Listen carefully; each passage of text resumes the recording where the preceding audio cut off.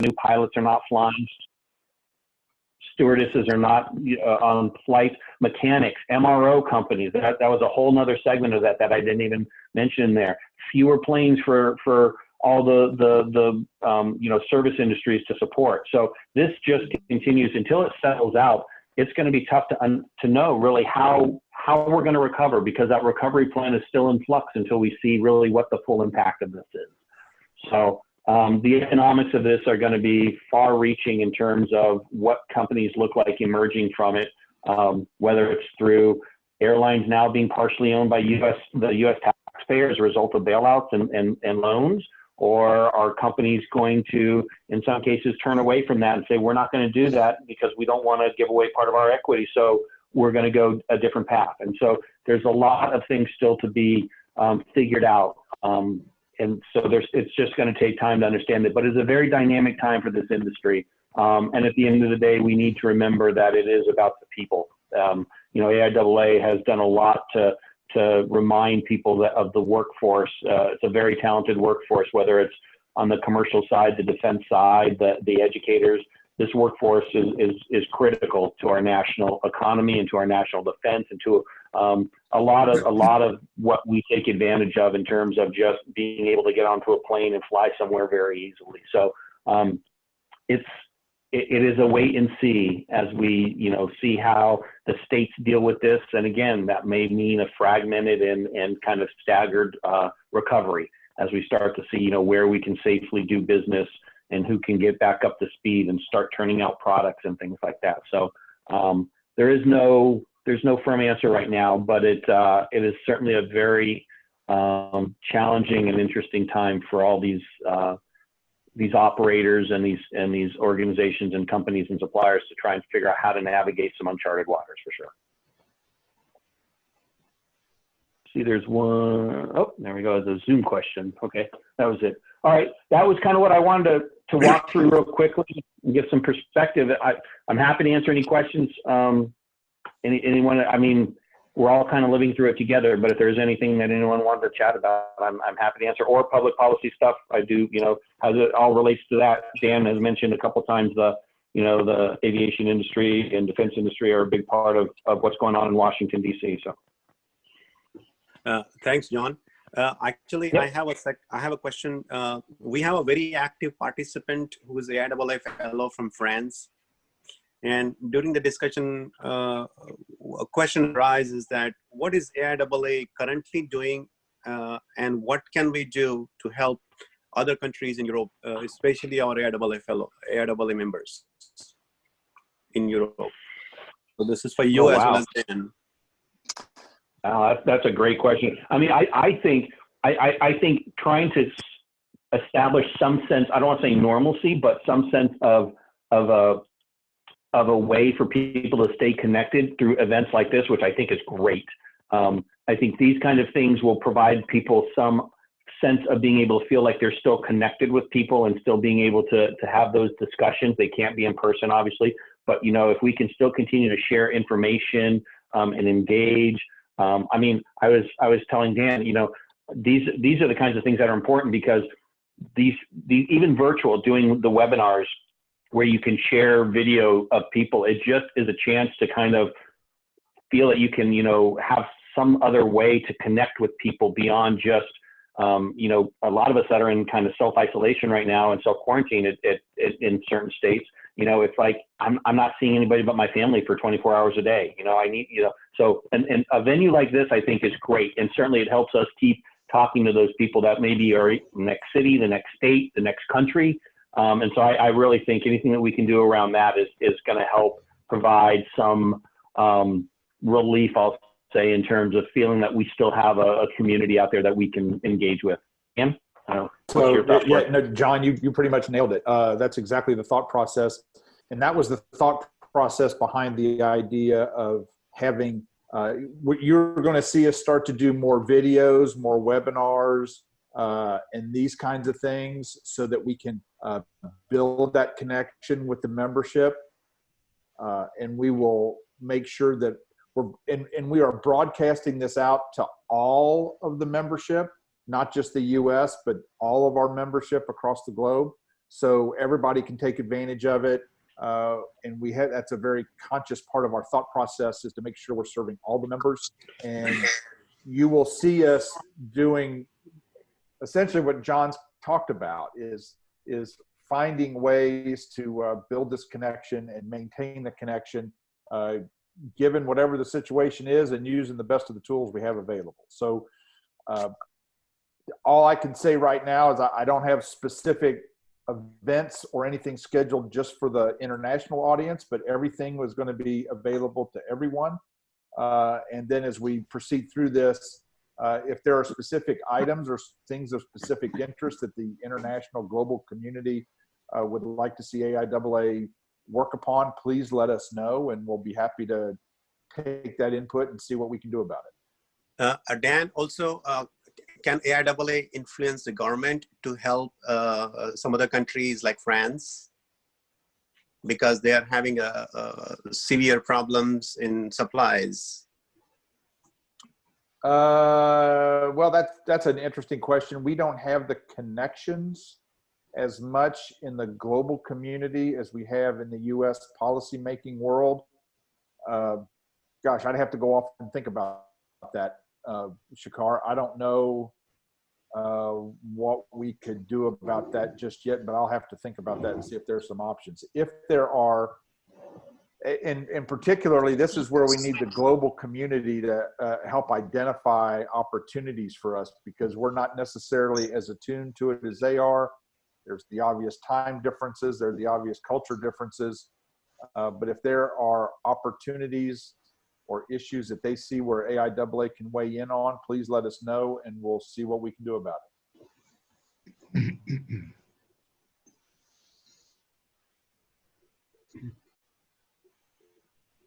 Do we have any other questions for John, either regarding AIAA or just in general Boeing or any aerospace businesses?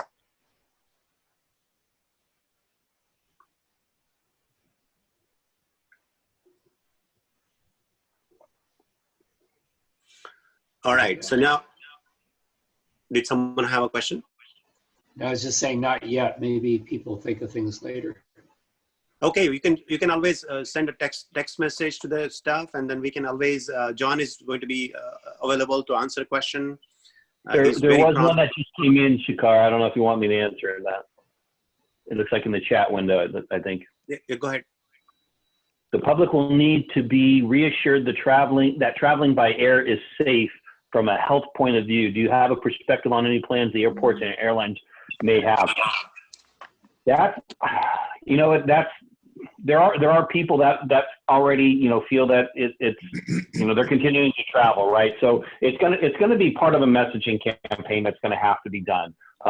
Certainly there's the component of what the U.S. government is going to say, and all the governments will have to do it, is, you know, talk about how they've addressed the challenges of COVID in general, right?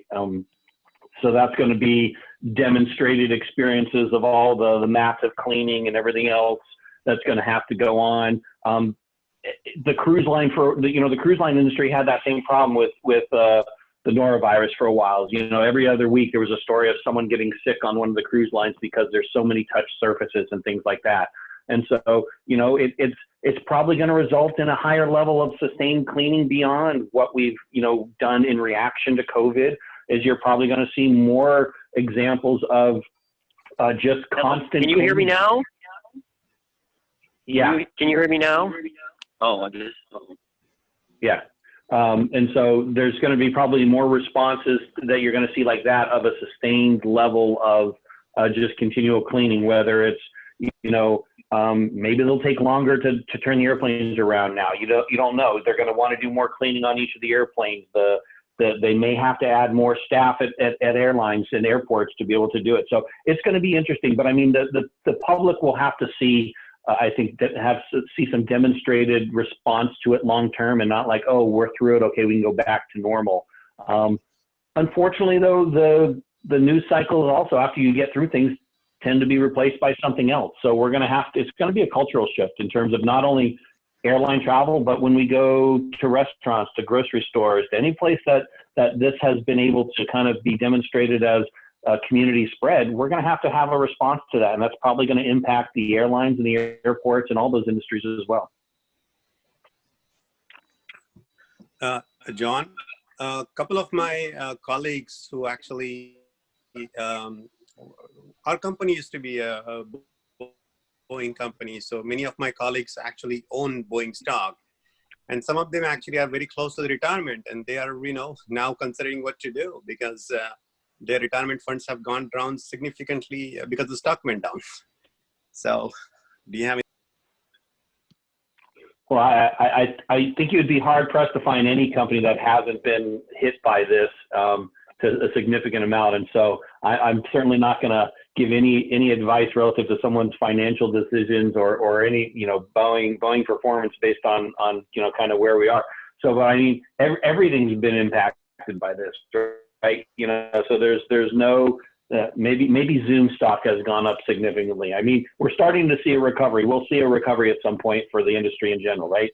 So, but those are personal decisions, Shakar. I mean, those are all things that people have to evaluate. What do they need? Where are they? What's their comfort level? And things like that. And so, yeah. So that I don't know. Let's see. There's yeah. There's one other question there. Another question that did pop up. How do you see Boeing sites reacting to the work stop? Is military continuing the work while Seattle is at full stop? Are you all working virtually? So Boeing Seattle, the Puget Sound area has stopped production of commercial aircraft. They are, again, though, that's spilled over, as I mentioned earlier. There are commercial derivative aircraft that are 737 and 767 based aircraft, like the KC-46 tanker for the Air Force and the P-8 Subhunter for the Navy, that are not being produced right now, although they've stood that site down for 2 weeks. Other sites are continuing to support. St. Louis, where we build Super Hornets and F-15s and other things like that, missiles. Those are all continuing to the extent that they can based on the supply lines. So the supply chain is certainly driving. Once they run out of parts at some point, the amount of traveled work they want to do, they want to keep that to a minimum so they can restart as quickly as possible and not have 20 different planes in 20 different states of construction. I know our SLS work down in Michoud was tied to the site down there, and so that work has been suspended to where it can't, for the site perspective, but work is continuing on commercial crew, on SLS and other areas. So it is a mixed bag. There are some sites that we have shut down completely based on kind of the situation of the state, as well as, giving no, shelter in place directive. And some work cannot be done anywhere but in a SCIF. So, it is on a case by case basis, but Boeing has kind of come up with a individual approach to each one. In Southern California, we're pretty much all working from home. But manufacturing and things like that, it's kind of hard to build a satellite from your house. So, some areas, if we're still continuing to do work, it's with precautions in terms of exposure and social distancing and everything else that we can keep in mind. But Boeing is reacting like all industries are, I think, in terms of let's evaluate on a case by case of where the threats are in terms of exposure. But at the end of the day, as Boeing has said, I'm sure other companies are saying as well, it's about the people, the safety of the people. If we can't complete this F-15 because people are going to get too exposed and possibly sick, we're not going to build that F-15. So that's really where the mindset needs to be, is the health and safety of the workers is the priority, really. Can you hear Fred? Yes, I can hear you. Okay. All right. Well, Fred was having audio problems. I guess Nathan's no longer on again, huh? We finished with Nathan's talk. It's John almost near his question and answer session now. Yeah. Okay. Sorry, we got disconnected. Sorry, we got disconnected because of Zoom issues, and I already emailed Emily about it. So hopefully fix it next time. Well, but my right. Well, apologies. I was just wanted to ask Nathan about the STEM involvement for the ASCEND. I still haven't got that answered. Can you ask the question so at least somebody on the panel can answer? Well, I don't know who's on that knows about ASCEND conference. Well, this is Dan Dumbacher. I can take that, Fred, a little bit. Dan, there was solicitation for STEM involvement or help on Ascend. And for those of us that are out of town, I wasn't sure what he had in mind or what they had in mind. Actually, we were soliciting ideas, and I think they were doing that through the call for content, which closes on Tuesday night. And once we get all those ideas, then we're going to sit down and sort through them and figure out how we're going to implement it. So you ought to be hearing, if anyone submitted some input to Nathan in the near term over the next few weeks, should be hearing some results. Okay. Well, Dan, I saw some reference to some STEM events on a STEM day. For Ascend? You're right. Right, and we're the message, Fred, is we don't have all the details planned out. We went out. We've been soliciting the input from the member community as well as anyone else outside of AIAA that would like to participate. We're going to gather that input, and then we're going to address it over the next few weeks and figure out how to schedule it, how to implement it. But there will be STEM involvement at Ascend. Okay, thanks. Any additional questions for John about civil aviation, commercial aerospace sector as well, or AIAA Region 6? If not, we want to move on to our leader in the defense industry, Jeff Bushell. Most of you probably know Jeff. He has been also, before John, he was the director of Region 6. And he's a AIAA fellow, highly respected person from satellite industry, defense industry. So, Jeff.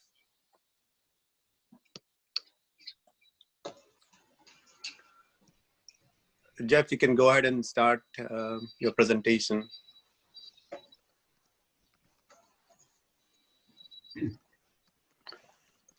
Jeff, can you hear me? Is he on? Yeah, I saw him. He's on. Oh. Maybe he muted his phone. Jeff?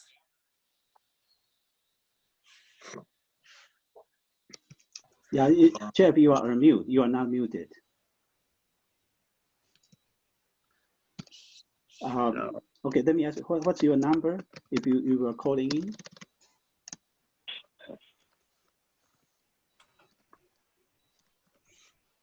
There are two ways to join the call. One using the phone or computer phone. I see. Okay. Or second is the phone. So there are two ways to join the call. I think he used the phone. If you use the phone, make sure the phone is unmute. And there is a button for unmuting, either Apple or Android. Okay. Or your computer. Yeah, I don't.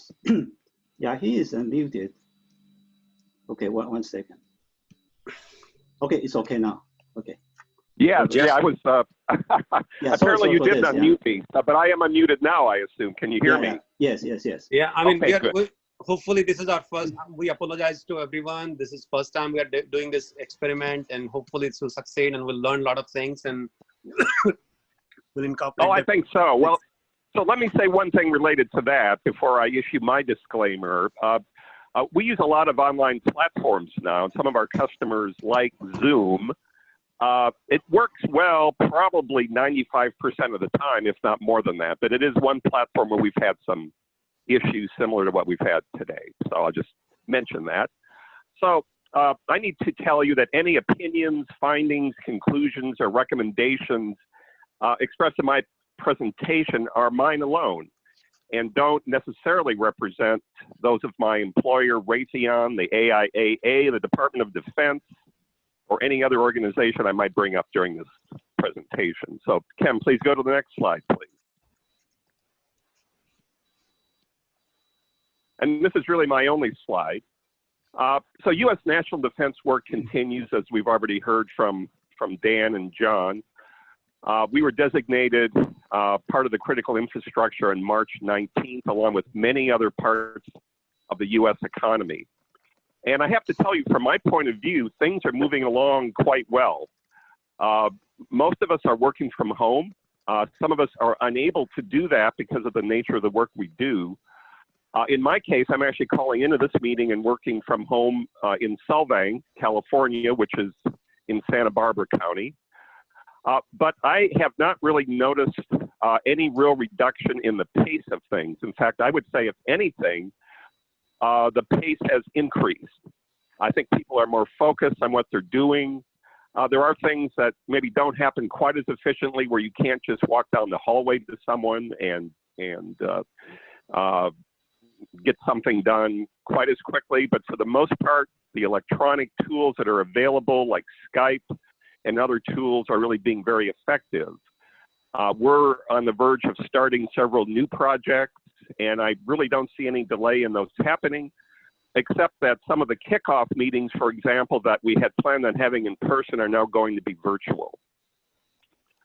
I have not been into the office myself for a couple of weeks, but I hear from those who are there that it's relatively abandoned, and so that makes it possible to do social distancing more effectively than might be normally possible. Of course, much of the work that we do cannot be done from home. It requires going into secure facilities. In the case of some work, in other cases, it requires building hardware.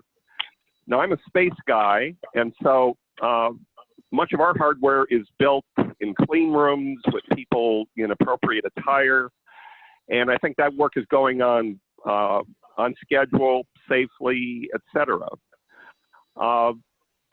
We tend to order our parts well in advance, and so we have not run into any serious supply chain issues. I'm in touch with many of our suppliers every day, and they report that they are operating at 90% capacity or above. So I think it's fair to say that even though we've been impacted by this emergency, things are getting done quite efficiently. However, along the lines that both John and Dan have already discussed, I'm concerned about longer-term issues related to the supply chain. So even though we are ordering parts today, for delivery, probably more than a year from now, I have to wonder, how those deliveries will be impacted. And so I can see delays in delivering defense systems occurring the longer this emergency continues.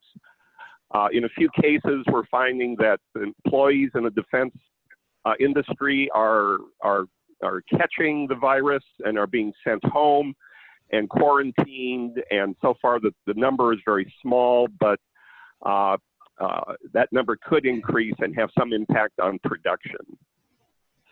Finally, one point I want to make, and as I'm trying to stay in relatively good physical shape, walking as often as possible, I think about what this really means for the future of the nation, and specifically what it means for future national defense policy.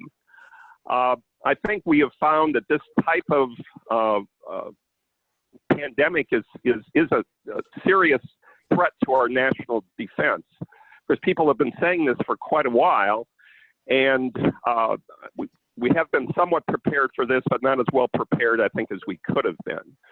And as we learned so many valuable lessons from Pearl Harbor at the beginning of World War II, for the U.S. at least, I think we may learn lessons here that impact how we do things in the future. I think that could have some impact on aerospace, although I think a lot of the technology that might be used for early detection of viruses like this could actually come out of the aerospace sector. There's a lively conversation going on in the background about this. A lot of good ideas are surfacing. And so I'm actually pretty excited about that. I tend to work personally on the new technology side of things wherever possible, transitioning newer technology into operational systems for the United States and allies. And I think there could be new threads that develop that make us better prepared for this type of event in the future. So I wanted to leave time for questions. Much of what I could say about defense has really already been said very well by previous speakers. And so let me turn the floor over to questions. Jeff, I have a question. Yes. So there was a plan for merger of UTC, United Technology Corporation, with Raytheon. Do you think the coronavirus may impact the merger? Well, you know, I was afraid somebody was going to ask a question like that, actually. But since I don't have any inside knowledge on that, I can certainly speculate about it. I will say that just based on what's already been made public, the approvals are in place. The EU approval came in a few weeks ago.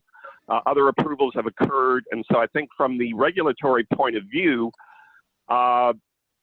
there's nothing preventing it from happening. There may be some delay. It was supposed to happen in early April. And I think it's very likely to happen in the early part of the second quarter of this year. One thing that I've wondered about and others have wondered about, and I don't really know, again, what the actual impact of this is, but, you know, John made reference to the stock market, and it's fair to say that defense company stocks have gone down quite a bit, along with many other stocks during this crisis. I know in the case of Raytheon, since I have quite a bit of my own portfolio in Raytheon dropped by about a factor of 2 during the rapid decline of the stock market, but it's come back by about 40% already.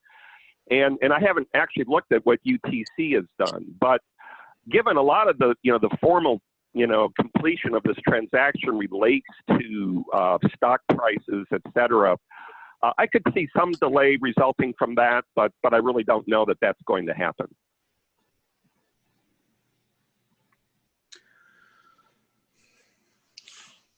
Do we have any questions? MG, you had a question. Do you want to ask it, or you want to text it?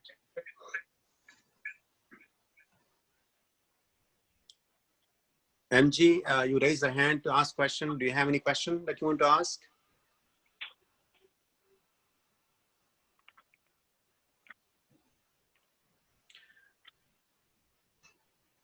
Yeah, he's Okay. muted. He should be able to speak out if he is Okay. online. Anyway, so if there are no any questions, hopefully Jeff will be online and you can text us the question and he'll be happy to answer the question. If there are no questions further, we can move on in our agenda. Next talk is a very popular talk by Bill Kelly. Bill Kelly gave a talk in UC Riverside. We went to UC Riverside, and that time I see a question. Jeff, give me a Yeah, I do. I see it as well. I see it as well. So that's a very good question, actually. The question is, how are defense companies dealing with cybersecurity concerns with people working from home? So almost all of us, of course, connect, to the company through VPNs. But in many cases, we've gone to higher levels of security for certain types of meetings, and so we've set up special sites in Skype that require, being added to a list to be able to call into certain meetings. So it depends on the level of business concern. Obviously, no one is doing any kind of classified work over open networks. In my case, even though I'm in Solvang, which is in Santa Barbara County, and I normally work in El Segundo, down in the LA area, I do have an office in Lompoc as well, which is not too far from where I am, and I can go over there and deal with classified issues if I have to. So there are different ways to do this. I will say that on the first day of everybody working from home, there were some bandwidth issues, but those were addressed and solved very quickly. I tend to do a lot of work from home anyway. I'm sort of online 24 hours a day, and so I was already on the VPN. But when people came in Monday morning to connect, they weren't able to get in. But that, as I said, that was solved very quickly with new VPN sites set up, and so I was actually very pleased with the response to those challenges.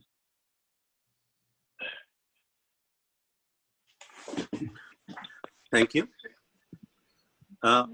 the reason why we wanted to actually have some STEM talk and also encourage the K to 12 as well as college kids to pursue engineering now, because the parents are home, and hopefully parents can influence the children to listen to the talk. So this talk was very popular. Bill Kelly is my favorite speaker when it comes to engineer talking to students. So I really enjoyed it. So I requested him to give a talk. So although he's retired and he's enjoying his retirement, I really appreciate him for coming down and giving a talk. Bill, do you want to go ahead and start your session?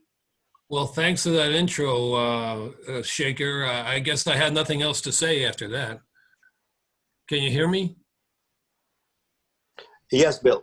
Okay. Yes.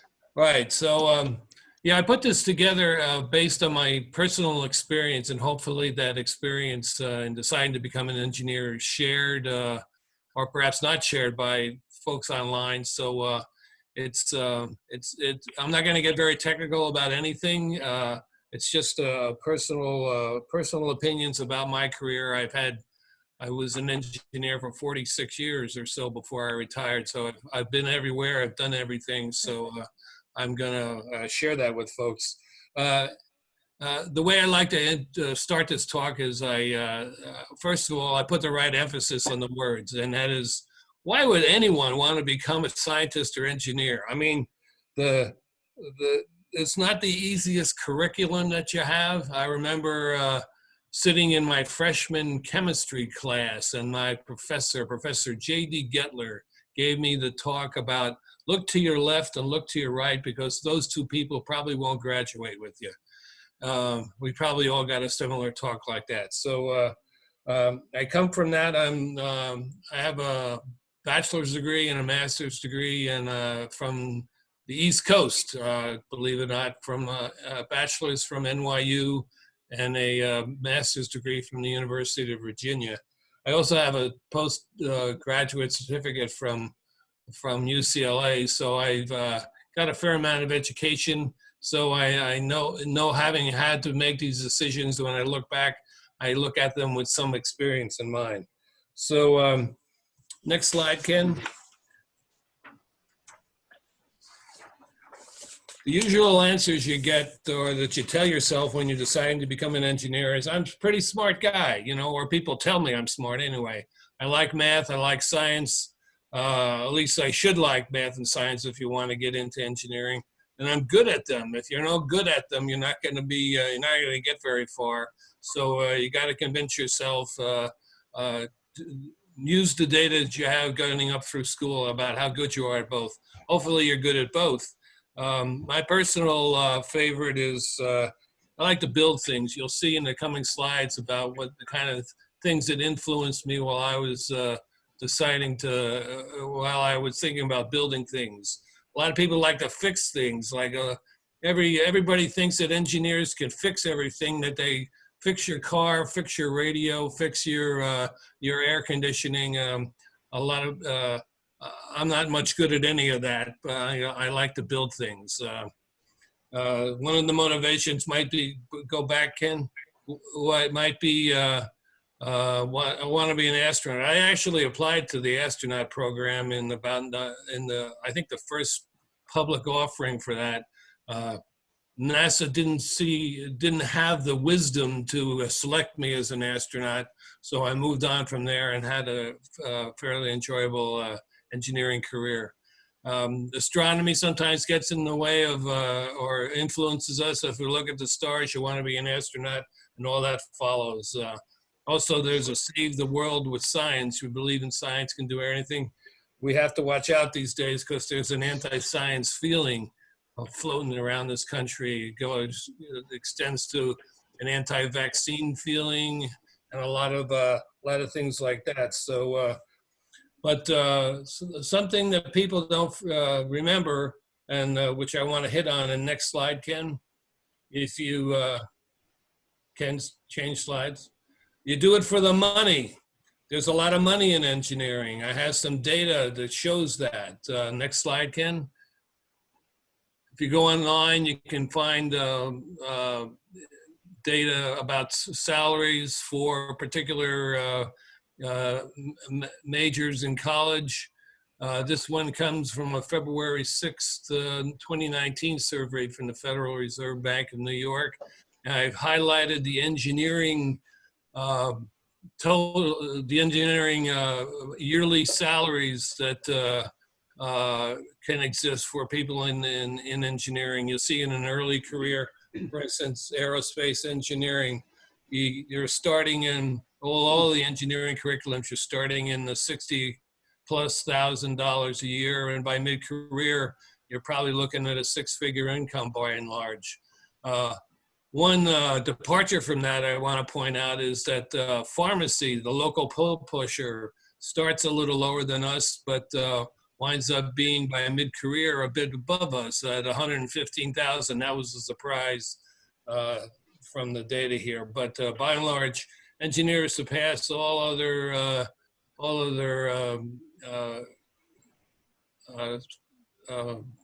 annual salaries for other careers that you might pick. So next slide, Ken. Some more data that shows end of life salaries or end of career salaries. Also, you can barely see the right-hand column there, but count on if you can count on these numbers being reflective of the end of your career, you're looking at a six-figure income, one in the mid $150,000 range for all engineering careers, and that's can be a primary motivator for us. Okay, Ken, next slide. So poor answers that you sometimes get from other people. Scientists and engineers are nerds. Well, yes, we are. We are nerds, and you should be proud of your nerddom. Science and math doesn't appeal to everybody, but we're going to cry all the way to the bank, as I've explained in the previous slide. Scientists and engineers typically make more than all the other careers that I've found data for. Here's one for the ladies out there. My boyfriend won't like me if I'm too smart. Well, you know what I say about a boyfriend like that? You should drop him like a hot rock. He's no good for you, and you can do much better than from a guy with an opinion like that. Another thing to point out is people think they can play football. They're going to play football for the Rams, and you can't do that in college. You can't be an engineer in college and play football. Well, that's not true. I bring up an example of that. A guy named Frank Ryan, who was the quarterback of the Los Angeles Rams, as a matter of fact, in 1958 to 61. And the Cleveland Browns from 62 to 68, and the Washington Redskins from 69 to 70. He got a PhD from Rice University in 1965 in advanced mathematics. He was a mathematician, and also became a prize-winning or a NFL All-Star and winner of the National Football League championship back in those days. His PhD was something in mathematics, which I had never heard of, and now I'm going to tell you because I don't understand what it is. But so don't think that you can't play football and be an engineer.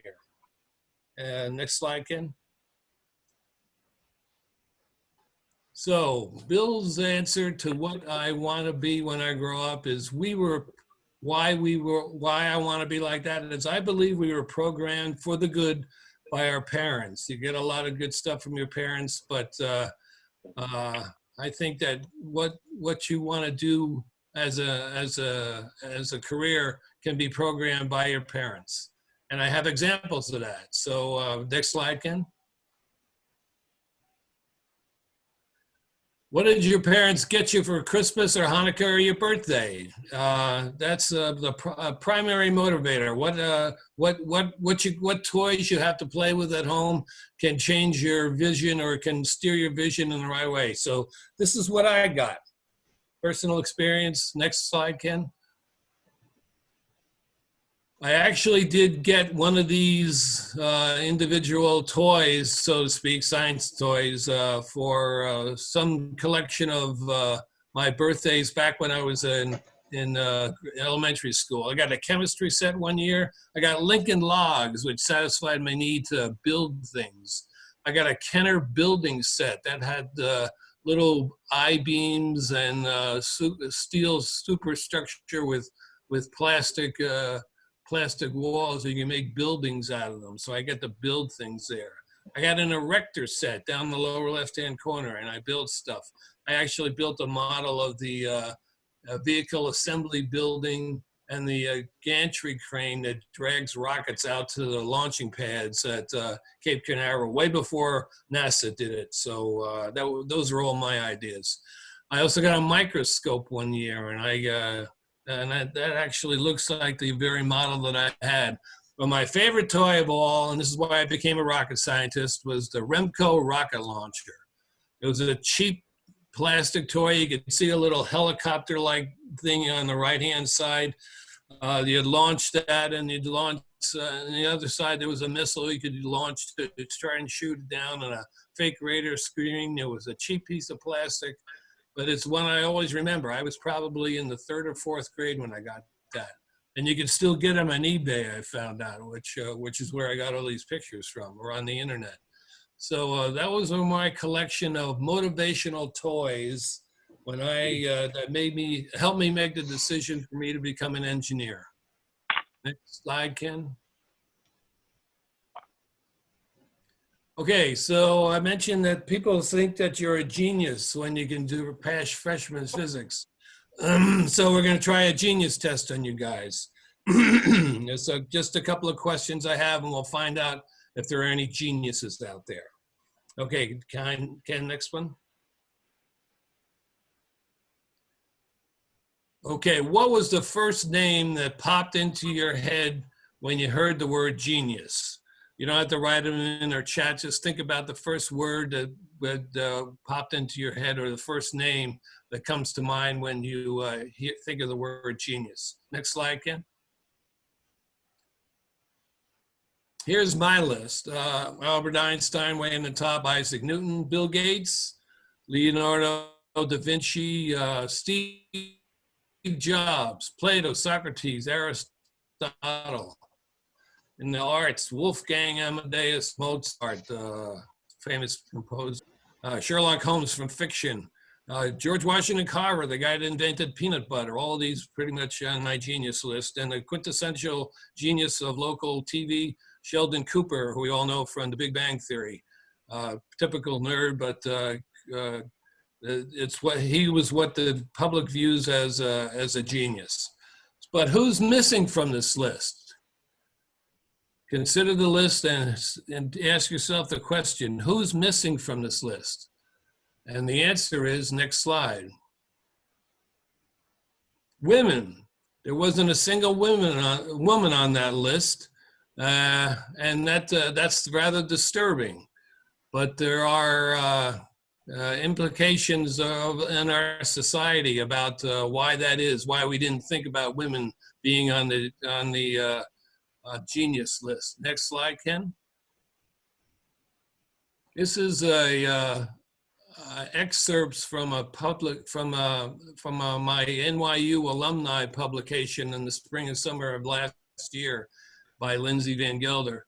And it's the excerpts, just read through them and you'll see what I'm talking about. The disturbing role gender bias plays in how we perceive intellectual exceptionalism, i.e. genius. The typical genius figure in our culture is generally male and white. Andre Cyprian, an NYU associate professor of psychology, makes the statement, the belief that only men can occupy the stratosphere of intelligence begins in childhood and is shared by adults of both genders. I can recall talking to my niece Mary when she was 10 years old about what she was going to do when she grew up. And I said, and she said, well, I want to be a nurse. And I asked her, well, why don't you be a doctor? You know, there's a lot more stuff you can do with being a doctor. And she said to me, and I'll never forget it, girls can't be doctors. Girls can only be nurses. She was already programmed at age 10 to think that intellectual exceptionalism was out of bounds for her. And the last statement there, genius is often associated with untidiness, eccentricity, rule flouting, and obliviousness to everything but the created task at hand.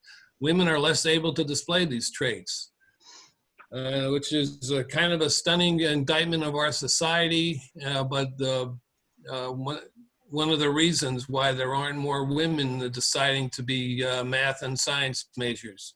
I can recall from my own experience, there's a hall in the upper floors of the UCLA engineering building, which shows the pictures of each class graduating from about 1920 to the present.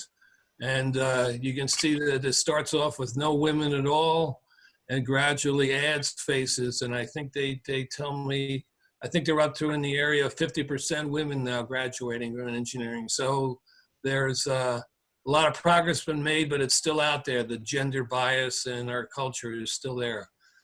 Okay, next slide, Ken. If you want to go for genius lists for women, I think we can all agree Marie Curie, who invented radium and did a lot of science, was a famous scientist in her own right, rates to be on that list.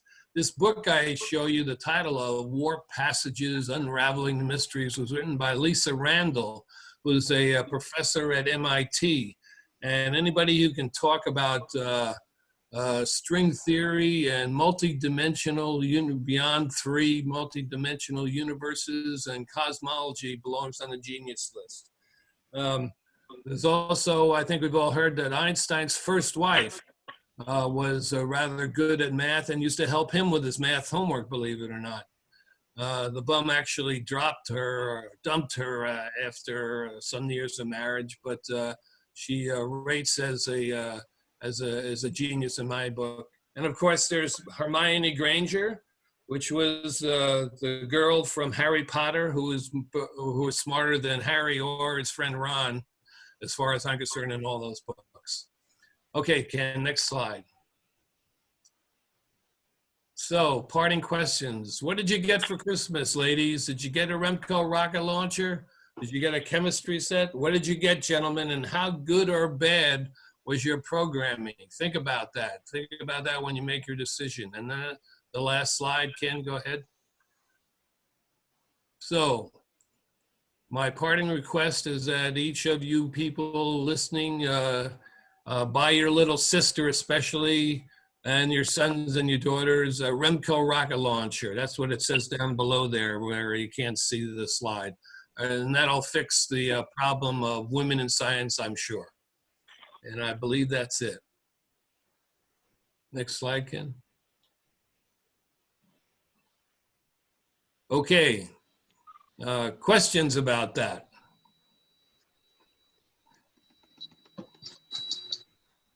Bill, I have a question for you.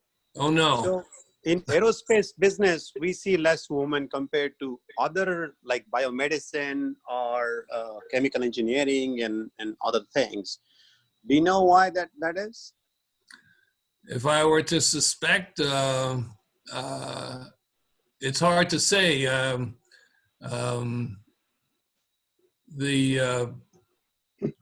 Perhaps aerospace as its vision is the view you have of it when you see everything in the news media is that there are astronauts and fighter pilots used to be at least a male prerogative only. I think a lot of that has changed in recent days. I mean, we can see advertisements for the Air Force and the Navy, and they show women pilots all the time. We certainly have enough, or a fair amount, maybe not enough, but a fair amount of female astronauts. They are no longer in the minority. Since Sally Ride broke the sex barrier for being astronauts back when when she was rode on the space shuttle. I think we've done a fair amount of work there. So maybe that doesn't apply anymore to aerospace. Maybe that was what we thought when we were kids, but maybe I'm hoping it doesn't apply.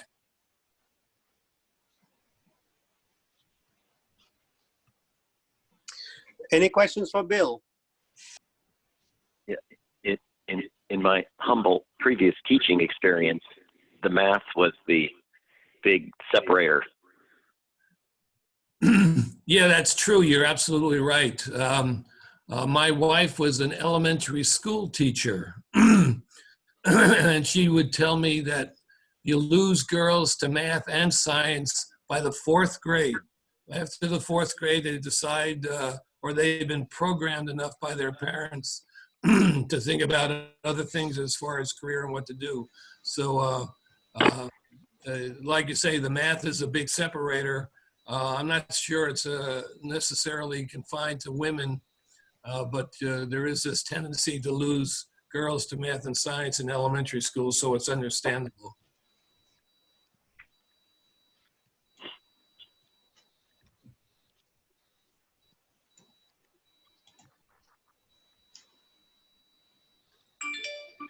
So no more questions. I appreciate the opportunity to talk like this, and hopefully we'll do it again sometime.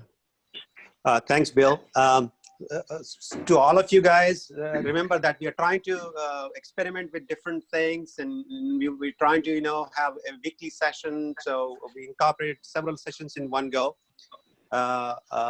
So if you want Bill to present sometimes when your kids are available, to email it to us or text us, and we can have another session with Bill probably next week or following week when Bill is available.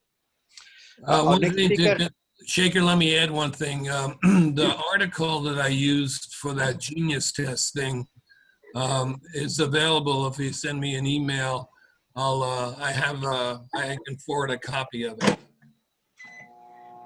All right. So as long as you take care of the copyright issues, I think Bill can send the article to you. Right. So next speaker we have, Bill will be online. So if you have questions, just let us know. We'll provide you Bill's phone number and email as long as he doesn't complain. Next speaker is a speaker who's working in STEM for a long time.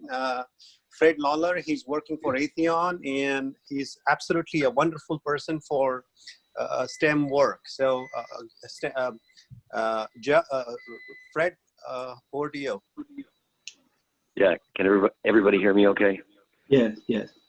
I'm on the speaker, and I have the pleasure of knowing Jeff really well, so I'm honored that he's on today. We're back on time. Bill did a nice job of that, and there may be an echo here. I could easily occupy more than a half hour, gentlemen, and I know a lot of people have equally smarts regarding resumes. So what I was planning on doing was going through my 16 charts a little fast. And if somebody has some specific comments, fine. Otherwise, as Takar was saying, we could probably target this for a later session. And I have presented this at some other venues of late. So I was going to talk a little bit about myself because a lot of you all don't know too much about me. I'm fairly new to AIAA. Can I go over a little bit of my resume workshop? Then I added some job lead chart, some interview chart, and then the highly related to what Bill was just talking about, STEM stuff that I'm doing. So Ken, if you want to go to the next chart, chart two. You see my degrees up there. I'm also from back east. Got a paid Lewis and Clark expedition out here from TRW back in Reagan's days. And a quick sidebar, if any of you remember seeing the film Falcon and the Snowman, which was dealing with a young engineer that sold secrets to the Russians back in the 80s. The movie obviously wouldn't allow, the TRW wouldn't allow the movie to use TRW in the set that they put together. So they came up with the name RTX, which happens to be the three-letter abbreviation of the new Raytheon UTC merged company, of all things. A little trivia. After the secret clearance was mentioned down there, 20 plus years experience, and I've worked both on the, what I call the OEM side, and also done a fair amount of CETA work for the Space and Missile Center that's here. And as many of you may know, the SMC is the Air Force arm for all the communications, navigation, weather arms of the Air Force. So obviously the GPS that everybody uses, that satellite system is acquired and maintained out of SMC. There's lots of contractors that support that base, along with several FFRDCs and other support people. Also done some commercial gigs, and I've also been subjected to contract work as opposed to direct work. And there's a lot of contract to hire jobs out there, which newer students and graduates may not be aware of. That and that's another sidebar subject in terms of W-2 versus 1099 kind of stuff. I've also had the pleasure of doing some post-grad continuing education stuff, and have noted there are vendor surveys that are happening with a lot of the local Agilents and MathWorks kinds of things, after-hours technical courses, including an amazing remote sensing class that Jeff runs at Raytheon, and then some lunchtime seminars that are held by some of these same companies.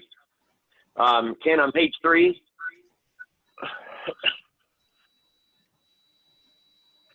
I've also had the pleasure of being connected to and facilitate several networks, including this honorable society and others that are also active in this area. Most of you probably know INCOSI is the International Council on System Engineering. Their monthly meeting, unfortunately, is the same night as the AIAA meeting, so hopefully I worked with Sakar to try and stagger that. IEEE, which is actually where my degrees come from, also has LA Orange County, and then other things like the Planetary Society, which was founded by Carl Sagan, is based up in Pasadena locally, and is actually where I came across Chuck Baker, who's the main JPL speaker at my Mars Rover annual expo. I'm also involved in a couple sports leagues I identify down there, one of which is actually at Raytheon. Also done some church stuff. I'm also been helping Moses, who's our YP chair for the AIAA, and related STEM outreach. And I've also been involved in several things that Raytheon has TIGs that they do for keeping technical information in certain niche areas. For example, the electro-optical remote sensing that Jeff is heavily involved in. They also have ERGs, keeping up with particularly the newer employees. And then they also do lunch and learns, which I facilitated, bringing a few people in on an MBSE and stuff. The next page, Ken.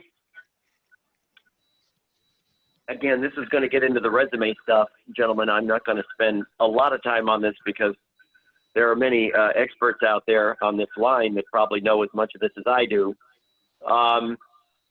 Until you have a paid off Tahiti condo, a resume is a living document. It hopefully highlights both technical, computer, and soft skills. And I listed several examples of that on there. A lot of us in the military industrial complex know and support integrated product teams, which are ongoing in a lot of areas. It has a reverse chronological format, and the top half of the first page has to be motivated enough to get a reader to continue reading. So that's why the format of the resume is fairly important. Ken, over on page 5. Again, I can get into more of this on a later session when requested. I tend to use easy file names. There's an example identified on there. Ken, you skipped. You're on, Ken, I think page 5. You're on 6 or 7. Sorry, there we go. Thanks, Ken. Easy file names, using a lot of white space. I have an example of that later. There's huge controversies as to how many pages the resume should have. I've had long discussions with other people that think it should be on 1 page, which kills the readability. But anyway, obviously that depends on your extent of your education and your experience. Most all these resumes get ingested into application tracking systems, so they really couldn't have a lot of graphics and pictures and line kind of stuff on them.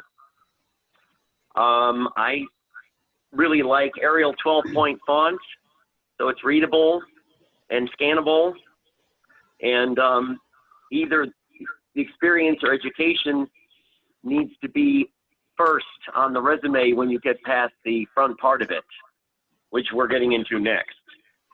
On page 6, Ken.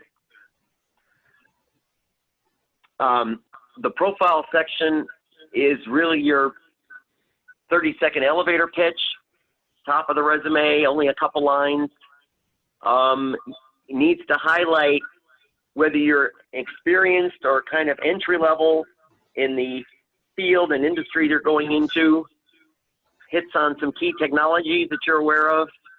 I have several here, and I will confess they're mostly EE centric, but other things, other tools can be on there too. Obviously your latest and highest degree needs to be on there. I think certainly a reference to industry experiences needs to be on there, several of which are cited. Your citizenship and your highest clearance needs to be on there.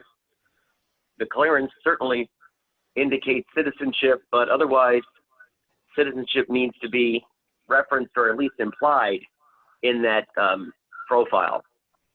Ken, on the next page, and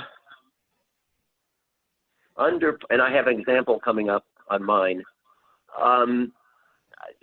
In the skills section, I like to see a bullet for each of these couple lines showing what we call cradle to grave product development, going from all the way from an initial proposal coming into a company all the way through analysis, test, sell off. At the other end of the spectrum, certainly highlighting some tools. For the mechanicals, obviously Pro-E and AutoCAD and CATIA would certainly be cited on there. Some third line reference to technical writing and documents that you put together, briefing, specs, requests for quotes kind of stuff. And then your soft skills, customer briefings, vendor negotiation kinds of stuff that you've interfaced with internal and outside entities. and hopefully have some examples of that. Ken, on page 8, if you have experience, obviously the employer section would be the next thing that would be showing. For each employer, usual kind of stuff. If you've had contract work, I think it's good to note that as opposed to direct, because the contract work tends not to be long-term, and that would be noted.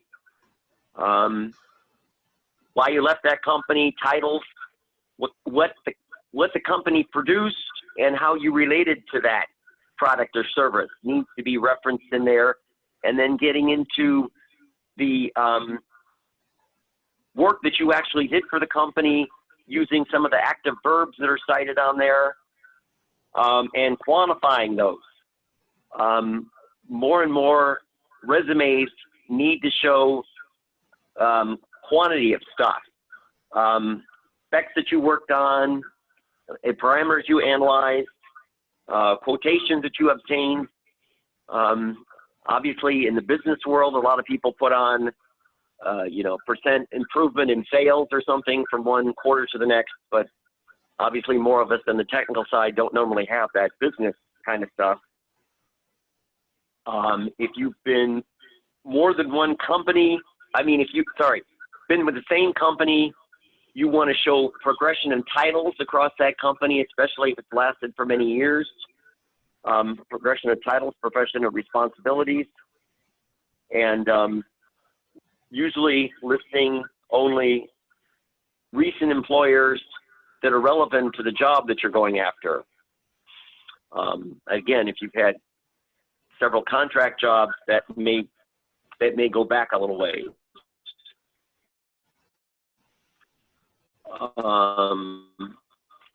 The next page, Ken.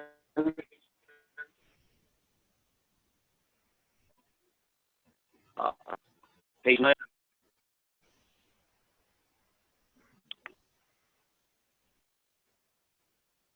I'm half through, so I think we're doing okay on time.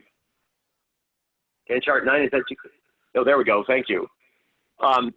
Education, I have broken down here again. If this is a recent graduate or doesn't have a lot of professional experience, the education should come next instead of the experience. Listing the recent formal degrees. If it's recent and good, citing a GPA. And for the degree, each degree, what specialty that you concentrated in your senior level classes, and actually listing out some of those classes and the type of tools that you used in those classes, and any reports that you generated for that class. And I have some examples of that coming up. Also, any extracurricular activities that you did. For example, the AIAA chapter is blessed with a very active chapter at Cal State Long Beach. And we have several of their officers showing up at our board meetings. Amazing stuff to put on a resume. Also, if you've done any tutoring on the side, would be interesting to note. On chart 10, I think it's very helpful to follow up all that discussion with a humble actual example. And I'm not going to bore this experienced audience with a lot of the details of this, but a lot of students from other countries have challenging names, and I think it's very important to have a surname as part of the resume at the top, as I have done. Also, making sure you have a very reliable cell phone number and a fairly straightforward, usable email address. On the profile underneath there, I have the 3 or 4 lines of the 30-second elevator pitch, which is also something we'd use at the beginning of an interview, and certainly also at a job fair. which are still highly prevalent these days. Under skills, I've listed the 4 lines that was mentioned previously, and some of the tools and the processes and the evolution of the product development that's mentioned on there. I am, as mentioned previously, currently at Raytheon, so I have that listed on there. I have a 2-line little background of the kind of stuff they do in my area, and then some action words of some of the kinds of things that I've been involved in, and some quantities associated with those things. And some examples of that could be part of a portfolio that one might take to an interview. On the next page, that was the top, that by the way, that was in the top half of the first page of the resume. Notice it was fairly white space driven. I've expanded the education here. This was more from I did part-time teaching at ITT locally. They had very hands-on accelerated degree programs. And as Bill had cited before, past the math classes, we lost a lot of the women in these classes. But notice I indicated in the course descriptions of these higher level senior classes, the type of classes that I taught, but the students took, and some of the technologies that were involved in, because that certainly would be of interest to a potential employer. And if you had reports that you generated for some of these classes, I had my students do a research project in their senior capstone class and present that to the class, and also had them do a research report that was presented, that was turned into the class, and certainly became a addition to their education artifacts for their portfolio. And the dean appreciated that as enhancing their graduation and employment prospects. Over on page 12, again, towards the back end of the resume, showing the formal degrees and the specializations thereof, and also some of the online classes that I've taken, of which Dr. Jeff's class is third from the bottom. Absolutely fascinating class, and a key part of what they do in Raytheon El Segundo. On the next page, the caboose of the resume, the last part of the resume, is where one can highlight and specify some of the other stuff that was mentioned earlier. For example, the test equipment that's mentioned on there. Again, apologize for the double E focus on this.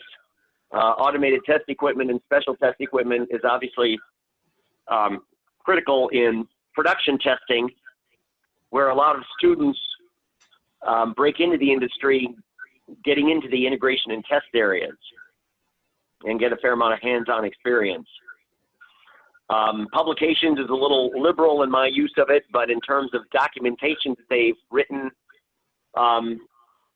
if they've done anything in the college or obviously in the professional world, to mention that there's a line there for affiliations, which are identified on there. ABCEA is a Air Force Communications Electronics Association, which is very active at SMC and is headquartered back in Virginia. Volunteer work is mentioned on there. And then some reference to either citizenship and or clearances is closes out the resume. One could also put some hobbies as it relates to their career interests, as Bill did to some degree. And that concludes the resume stuff. On page 14, somewhat keeping on time here, I just threw together a couple job lead sources. The job lead boards are prominent in employers finding resumes. Job aggregators are also very popular with regard to setting up what they call a job agent, where you can specify job titles, job locations, and Indeed, for example, will send you and can overwhelm you with job agents for different specifications that you put on there. Obviously, social media, of which LinkedIn is a key networking tool, can also be used for jobs. On page 15, second last chart, I threw together some resume techniques. This obviously can be expanded. Key things with regard to an interview, and not sure how things are going to be done with interviews in the current virus environment, but researching the company, researching the requisition is very important. At the interview, bringing some of the portfolio stuff that you have maybe from previous companies or education, if that applies.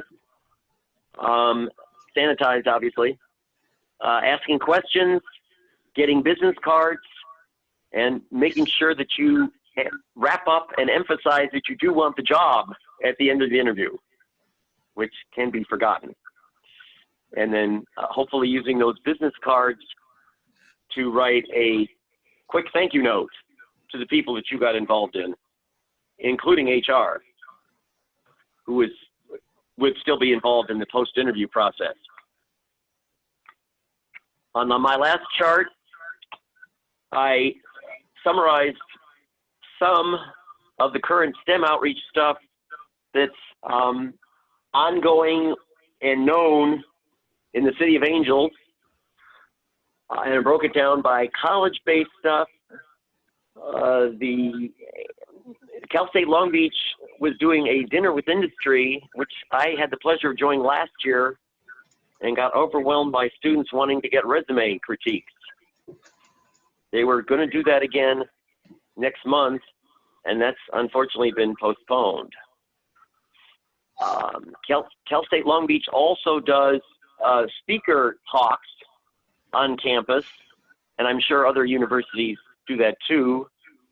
And then LA Trade Tech College, where the former president talked at last year or so, had a college palooza that Ken and I were going to be at until that got canceled. That was actually supposed to be today on campus. Many of the professional societies have monthly dinner meetings. 3 of the ones that I mentioned have regular ones, AIAA and COSI and IEEE. We had a very nice YP mixer bowling event in late January that could be continued. And then I have a annual JPL mission update, which was focusing on the Mars rover, the Curiosity, before it landed on Mars 9 years ago, that is continuing. And I've invited and have had 20+ professional societies exhibiting at that expo. This was scheduled in mid-late September of this year. And the expo has several purposes to it, one of which is to network among the different societies that are limited on resources, also advertise their upcoming, in this case, fall events. Also, the societies hopefully will be able to exhibit and solicit volunteers to help them out. For example, like webmastering or industry liaison or any number of other things that great active societies need. And also hopefully get new members. And IEEE is amazingly unique in having a free 1-year membership as a wonderful marketing tool that's been leveraged at these forums. I've also been involved through the employee group at Raytheon, helping a small number of volunteers tutor at those 2 schools locally. They happen to be parochial. And as you would expect, the math and the female gender are both in need at those campaigns. The Space and Missile Center also has a museum, an active museum called the Heritage Center, that continues to do a lot of outreach for the local schools. And they have good STEM contact lists that I've obtained to plug for the expo, and that's ongoing. And then there's also a national campaign for high school robotics, which actually goes down to the junior high level.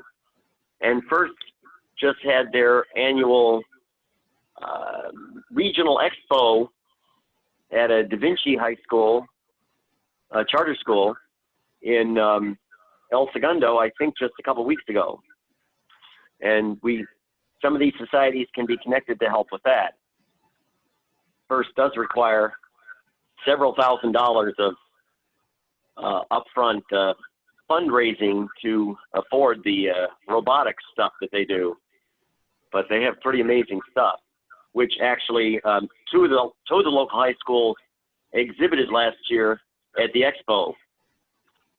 The expo is also, to backtrack, an excellent opportunity. And again, Cal State Long Beach exhibited also at the expo to give high school students a great idea of how they could be more active and zero in on their career through having student chapters showing up at these annual events, as did FIRST, to get high school students more interested in STEM careers. Fred, I think you got some question. Yeah. Oh, I'm sorry. I'm done. Thank you for the patience, and go ahead, Ken. Fire them up. There's a question in Q&A. Do you want to answer, or you want the? No, sure. Please. I mean, I'm second last, so let's go. So there is a question from the audience. I was laid off from my startup last week due to coronavirus and the financial crisis. I am spacecraft engineer. Do you have any advice for new job seekers at this time? Wow. I should have had a contact list, Fred Lawler Hotmail. One word. One needs to spend some time figuring out where you want your career to go from here, and target your background and skills to focus on that. I would also check the various job boards that I mentioned and see what the candidate's interested in versus what's available, and really target those, tailor your resume to target those jobs.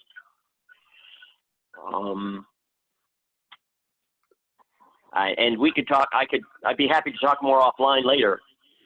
Fred, will you be providing one-on-one help to people, to participants later on your own time to correct their resume and help them guide through their job application process? Sakar, I've had the pleasure of doing that. Again, from the Dinner with Industry, I've kept in touch with many students, several Cal State Long Beach. To what extent I can help, I'm certainly happy to do that. So just so you know, Fred has been very popular among students. I don't know about professionals, so probably you can get my feedback. I've received very positive feedback from a lot of students and professionals that Fred has helped them a lot. So I'm going to send Fred's email to all of you who are requesting it after taking his permission, and you can directly contact him. He's available. He's very passionate to help. So you probably heard about Bijala Aerospace. They laid off their entire staff. So these things are impacting, the coronavirus is impacting the aerospace industry. So any other questions for Fred? Sakar, one other quick thing I would say for that one question and follow on, there's a lot of contract work out there contract work might be something that'll get some inside the door, inside the company, and being able to show their skills that way.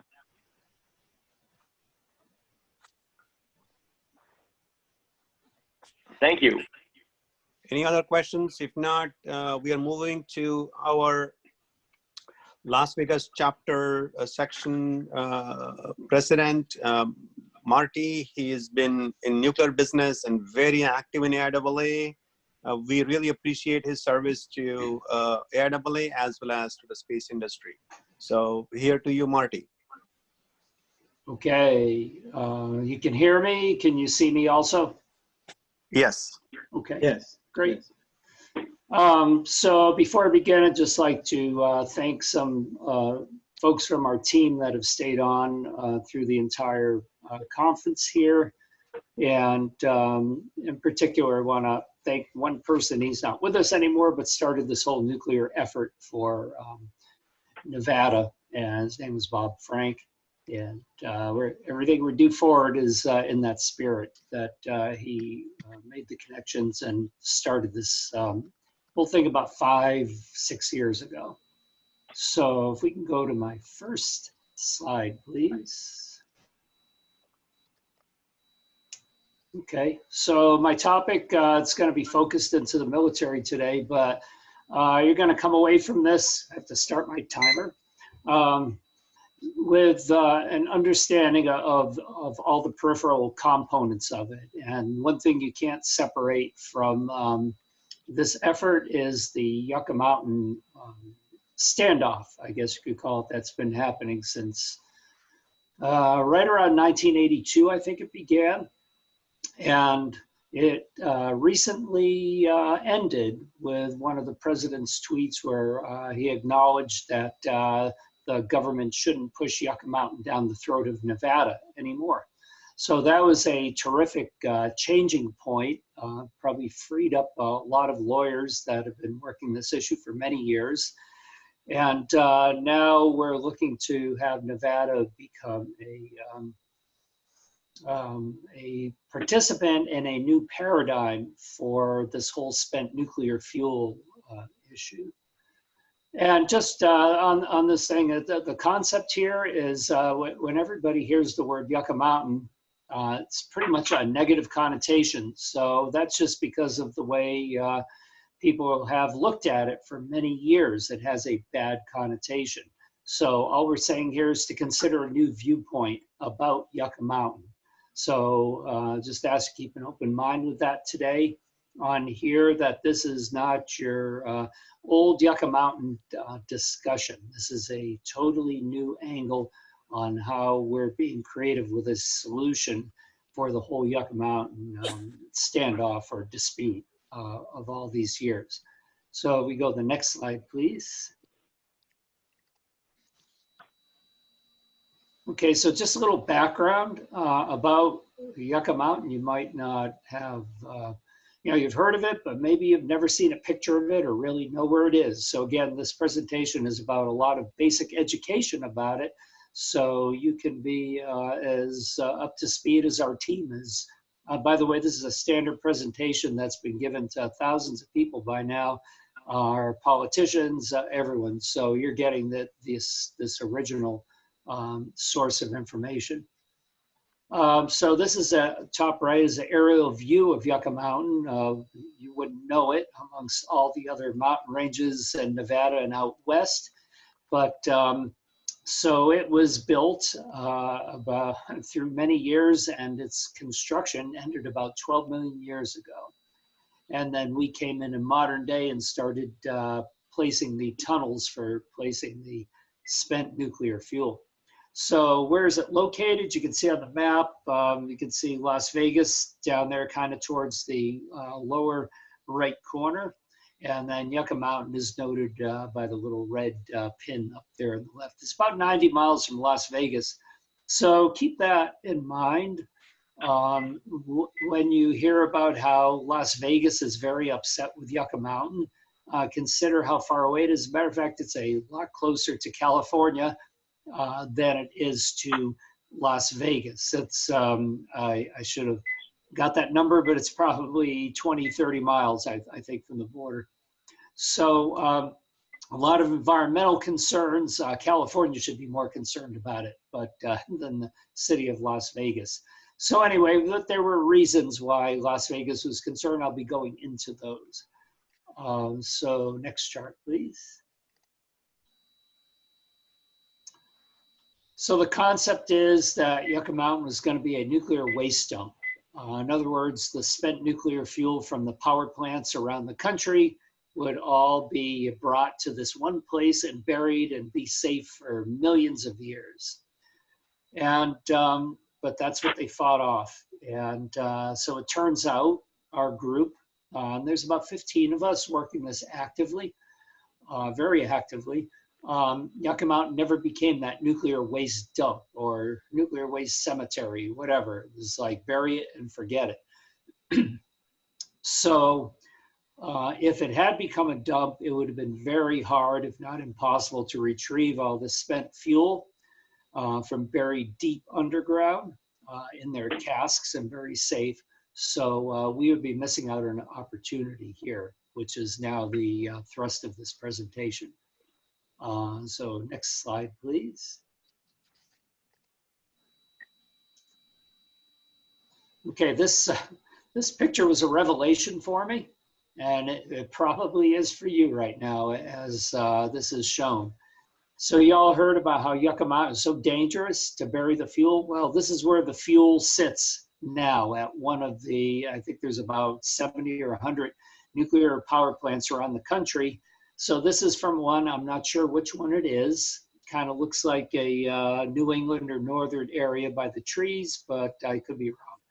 But anyway, the bottom line is right now it's sitting outdoors behind a chain link fence. So like, you know, you have to ask yourself, like I wrote up on the top, all around the country, nuclear waste is simply and safely stored behind chain link fences, often in sight of the general public. So draw your own conclusions about its safety being buried in Yucca Mountain. So this is where we get into the politics of it. And, you know, it's safe enough to have it sitting there. And by the way, those casks are they're secure, there's cement, whatever. There's other people that a lot more know about that shielding and everything about those casks, but the material is extremely safe, so safe that they have no problem having it sit outside behind a chain link fence. But anyway, so the politics, whatever kept it from being buried in Yucca Mountain, we're glad that it wasn't, because I put on the bottom that would have been a huge waste. So we're going to get to the concept of waste here and what is waste. It turns out that this fuel is about 97% rechargeable. So basically what you see sitting in those casks would be like, say you have rechargeable batteries for your phone or camera or whatever. The equivalent of what's being done here is you use those batteries one time and you never recharge them. You threw them away. You put them in storage and kept those batteries outside. Think of all those casks as amazing amount of energy left in them. 97% of the energy of the nuclear reaction is in those casks. So only 3% has been used. So anyway, so what we're talking about here is recycling. Okay, so next page, please, chart, whatever it's called.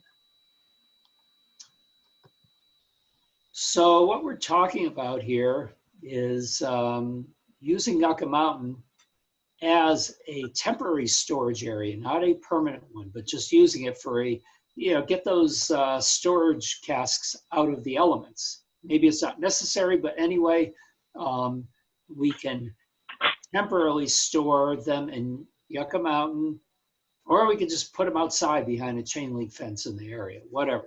But the concept is we use that mountain because a lot of work has been put into it. It's out of the elements where the initial tunnels exist. And then those casks are put into a queue for this concept called spent fuel recycling. And what happened, to the best I understand it, is back in the early 80s or late 70s, somewhere in there, the United States was moving ahead with recycling. We were going to be able to do that, to recycle the spent nuclear fuel from around the country and turn it back into viable fuel again. So President Carter at the time cut that off. He says he didn't want to do that because then there'd be like too much of this recharged spent fuel turned into good fuel again. There'd be like too much of it. And he was concerned about proliferation of it around the world and that good fuel getting into the hands of bad people. So right or wrong, whatever, that's what happened. And again, I'm just giving background here, some education on what happened so we can lead up to the current time. So in the meantime, other countries said, wow, you know, that's a lot of good stuff that you're figuring out there, United States. And in particular, France jumped in on this, and France advanced the state of the art of spent fuel recycling in a terrific way. And they have developed this, and I'm not sure where this picture is taken. Again, these are internet pictures, but my guess would be it's in France, but I don't know. But anyway, the concept is there are a number of these recycling centers in France, and also Russia and China have advanced the state of the art in spent fuel recycling for their material also. It's come a long way. So now, if this concept can come forward and leadership in the United States can say, you know, we put in the initial work, other countries have taken this forward. There's a lot of public domain information on this that we can leverage. We can do recycling in the United States.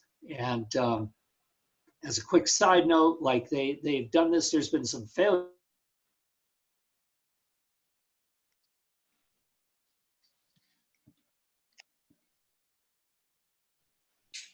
I can't hear. Yeah, can you hear me? Shekhar, can you hear me? Yeah, I hear you, but I can't hear Marty. I think his internet there's some issue with his internet.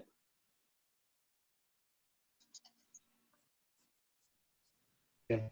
Okay. So Marty, for a short time, we couldn't hear you. Just so you know, can you repeat, like, go back like maybe 30 seconds and repeat?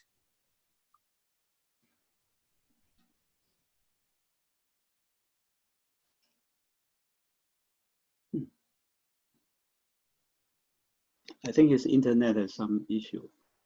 We'll wait for him to come back.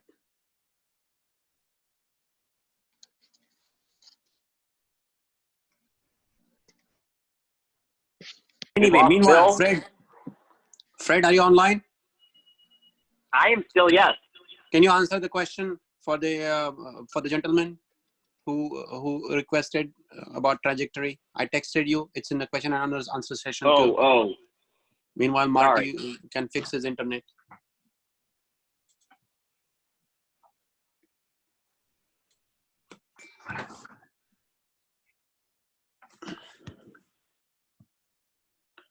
Okay, the question is this. I'll read the question for you. I have an aerospace degree from 2016. I am a mechanical engineer at small manufacturing factory, and before it's too late, I want to fix the trajectory. What can I do at this time to help my trajectory in working in the aerospace industry? Fred? Yeah, I'm sorry, Sakar. I didn't catch the end of that. You can read it in Q&A. Click Q&A. Okay. I have an aerospace degree from 2016. I'm a mechanical engineer at a small manufacturing facility. I'm back on. Before it's too late, I want to fix the trajectory. What can I do at this point to help my trajectory in working? So he wants to move from small manufacturing to aerospace industry.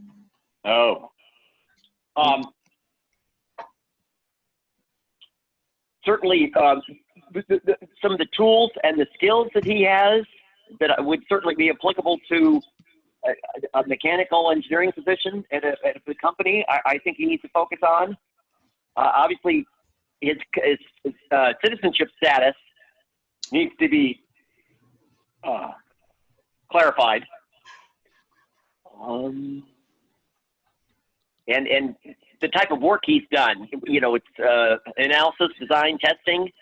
So those kind of skills need to be focused on, I think. But you can have him contact me.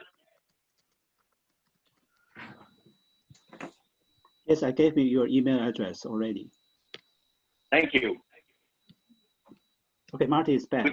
Did we lose Marty? Yeah, so that's good. I'm glad the whole thing didn't croak for everyone. It was just me. So, okay, so I'm back on. So I was talking about spent fuel recycling, and this has the ability to come back into the United States. It partially did through Savannah River, but the contractor ended up having too many changes, change proposals, this, that, whatever. So it kind of threw a wrench in the actual manufacturing of that plant.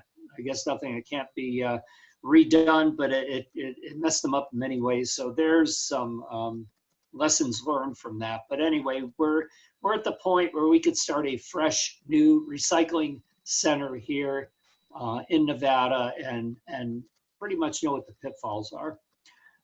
So in that picture you see, so the artist's conception on my first page was a recycling center. So you can see that picture again. So compared to a real one, you can see the artist one that was on the front page. And then you have that about 3% of toxic remnants. 97% is recyclable, 3% isn't. So even the way to store that pyroprocessing in ceramic, they encapsulate in ceramic, and you can see this is most likely in France. Those little red things on the floor, there's someone walking around in that room, so it's very safe. So even the encapsulation of the toxic material has come a long way. So then you might say, well, what would we do with all this spent fuel? This was President Carter's concern. He just pictured there'd be tons of fuel around and it could end up in bad people's hands. So this is the next revelation of this presentation. There's and this is a year and a half ago, I didn't even know about this, small modular nuclear reactors. This is a game changer. And they come in many sizes. Okay, they're not being produced yet. The first one's gonna roll out probably in about 3 years. Department of Energy through the Pentagon just let the initial contract on these. The technology has come a long way. They're self-contained, and like for instance, small reactors, relatively smaller on ships in the Navy, but they have that huge ocean to cool them. So here, this is self-contained, you wouldn't have that. So there's different techniques, lead cooled, sodium cooled, whatever it is, whatever it's gonna be. Many companies are working on these, and we're gonna have our first one coming up here in a few years. So on the left, you can see some different conceptual designs. These might be outdated, but it just gives you the basic concept. And then where just to the right of the equal sign, you can see like sitting on a flatbed truck for transportation. And then there's a taller one there. And then there's another one with the guy standing next to it. So these things they are coming. And there is, okay, so picture, okay, we talk about what would happen if the grid goes down, right? So the only real solution to not have any impact if the grid goes down is for there to be no more the grid. Instead, there'd be tens of thousands of microgrids, each powered by their own small modular right. But the idea across here, because we're just trying to educate you on what the thinking is and what's coming. That, for instance, can be a city, totally separated, isolated.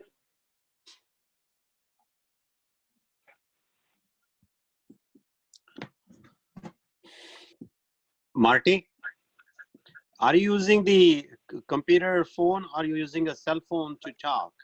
Because we are having a very weak signal. We're having a hard time hearing you. I think he's using the Zoom app on computer for audio. I think he can try to call in.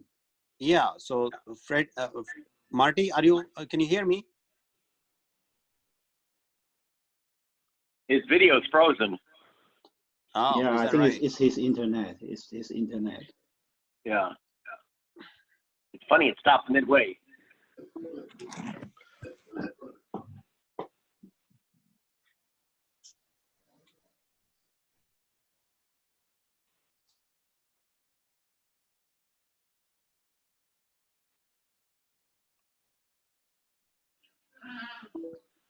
Marty?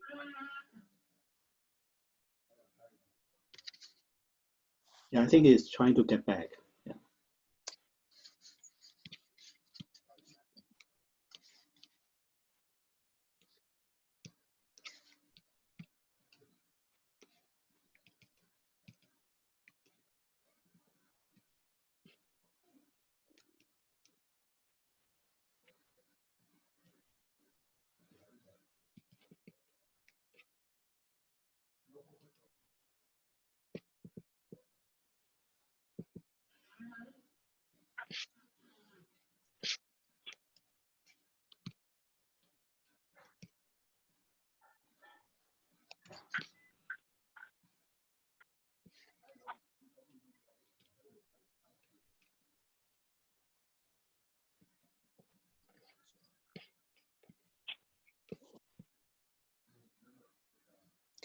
Just so you know, if somebody wants to charts that Marty is presenting, we can request him. So he might be able to email you the charts, any specific charts or the entire package.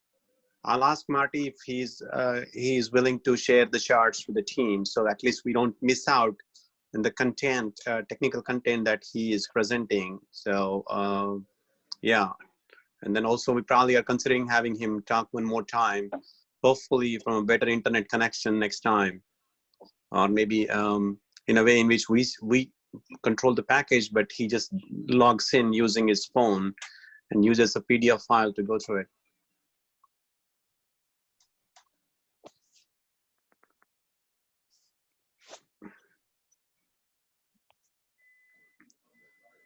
So we're going to wrap up? No, wait for Marty a little bit. Oh. Okay. Yeah, he has. I think I'm trying to ask him to call in. And I think we should include that instruction in the email listing that people who have weaker internet speed, they should right. use the call in. Yeah, you're right. Yeah, I think that's That why way, Jeff and John they are using call in. right. It's more. Yeah, calling in works very well for me. It's one of the reasons I refrain from getting on the video and on the computer audio, just because actually we have very good service out here in Solvang, but who knows what could happen.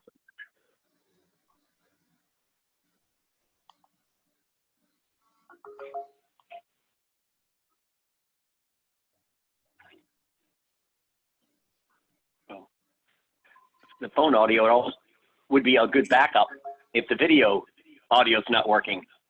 Okay, he's back. He's back. 1 second.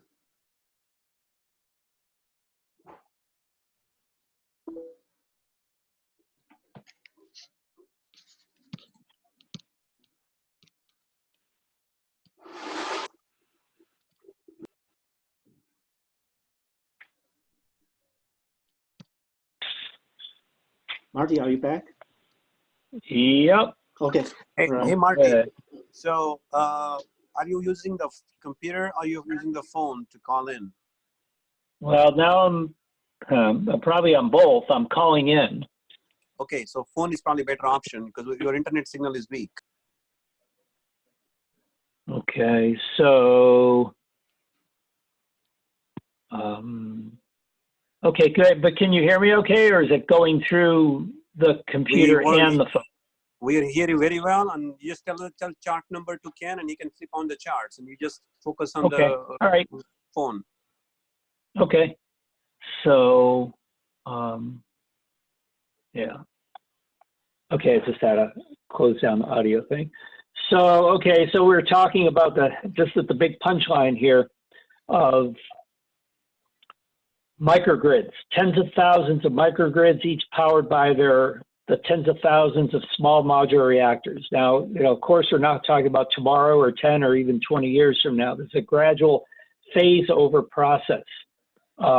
Huge infrastructure change for this country, but one at a time, one at a time, one at a time. We need the reactors to become viable, and then the microgrid development that goes in parallel with that, and this thing will unfold. It's like any kind of changeover. It's like eventually we all got rid of our black dial telephones, and now we have these little computers that are with us all the time in the form of a cell phone, which does many, many other things. Probably not even correct to call it a smartphone anymore, because it does functions way beyond what a phone would do.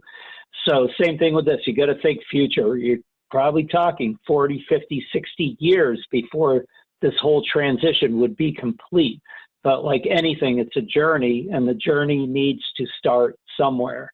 And if we don't take this first step, if we don't begin doing this, 50, 60 years from now, we will have nothing. We'll be depending on the big grid, and we'll be totally vulnerable. As we just saw with Zoom, I got disconnected. The grid could go down in 2 seconds. It might not go down for 50 or 100 years. We don't know. But as long as we're functioning like this, it's like driving without having a spare tire, basically. We are so dependent upon electricity. It's far exceeded the ability to supply that electricity in the robust way that we demand it. So, we're all concerned about social distancing, all this stuff right now. What if that never happened, but the grid went down instead? We'd probably be hurting a whole lot more than we are with this situation we're dealing with now. So picture your life a week without electricity, what that would look like. So just kind of think about that. So the big picture here is the ability to move into this new paradigm of power production, which is localized. It's federated all throughout every area. El Segundo could have their own, or the Raytheon building could have their own small one. These things come in fractions of megawatts up to maybe 50 megawatts, and then they're modular. The concept is you plug and play them together if you want to serve a larger area. So just the whole thing, if you come away from this presentation thinking this way, I will have got the point across. Probably before I continue, does everybody, if there's any questions on this concept before I lead into the next things, that would be a good time to ask them.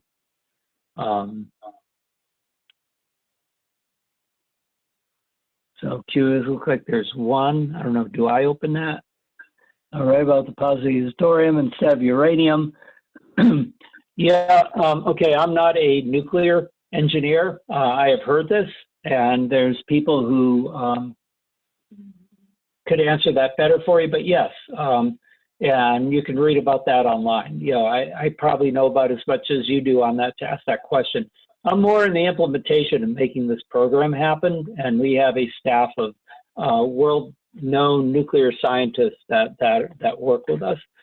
So yes, short answer is yes. Is it going to be thorium, going to be the first reactor? No, but this whole big picture as it evolves is to basically no more big grid.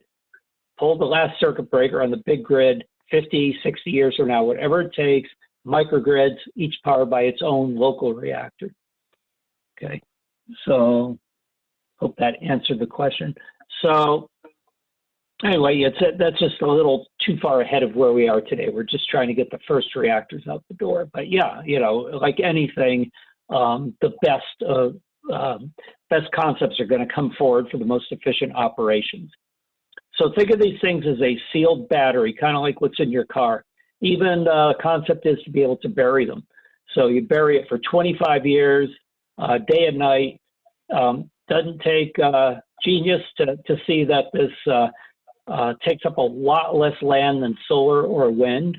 And also it works at night, and you don't need the wind to blow for this. This is 24/7, 25 years with a typical fuel load in a reactor to power an area. That would be your specification.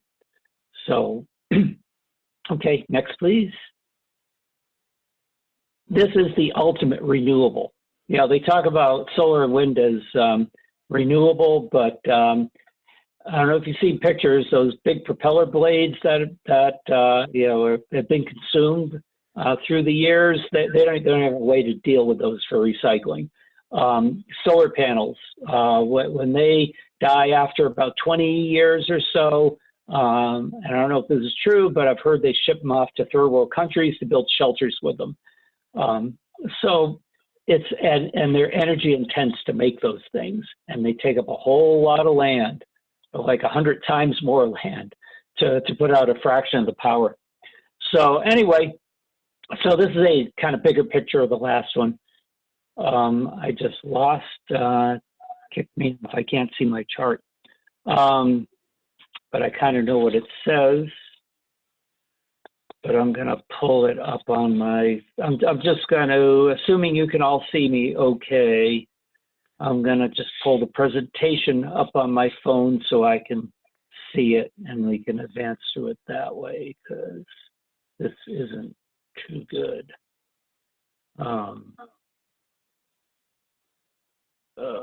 Give me a second here. Okay.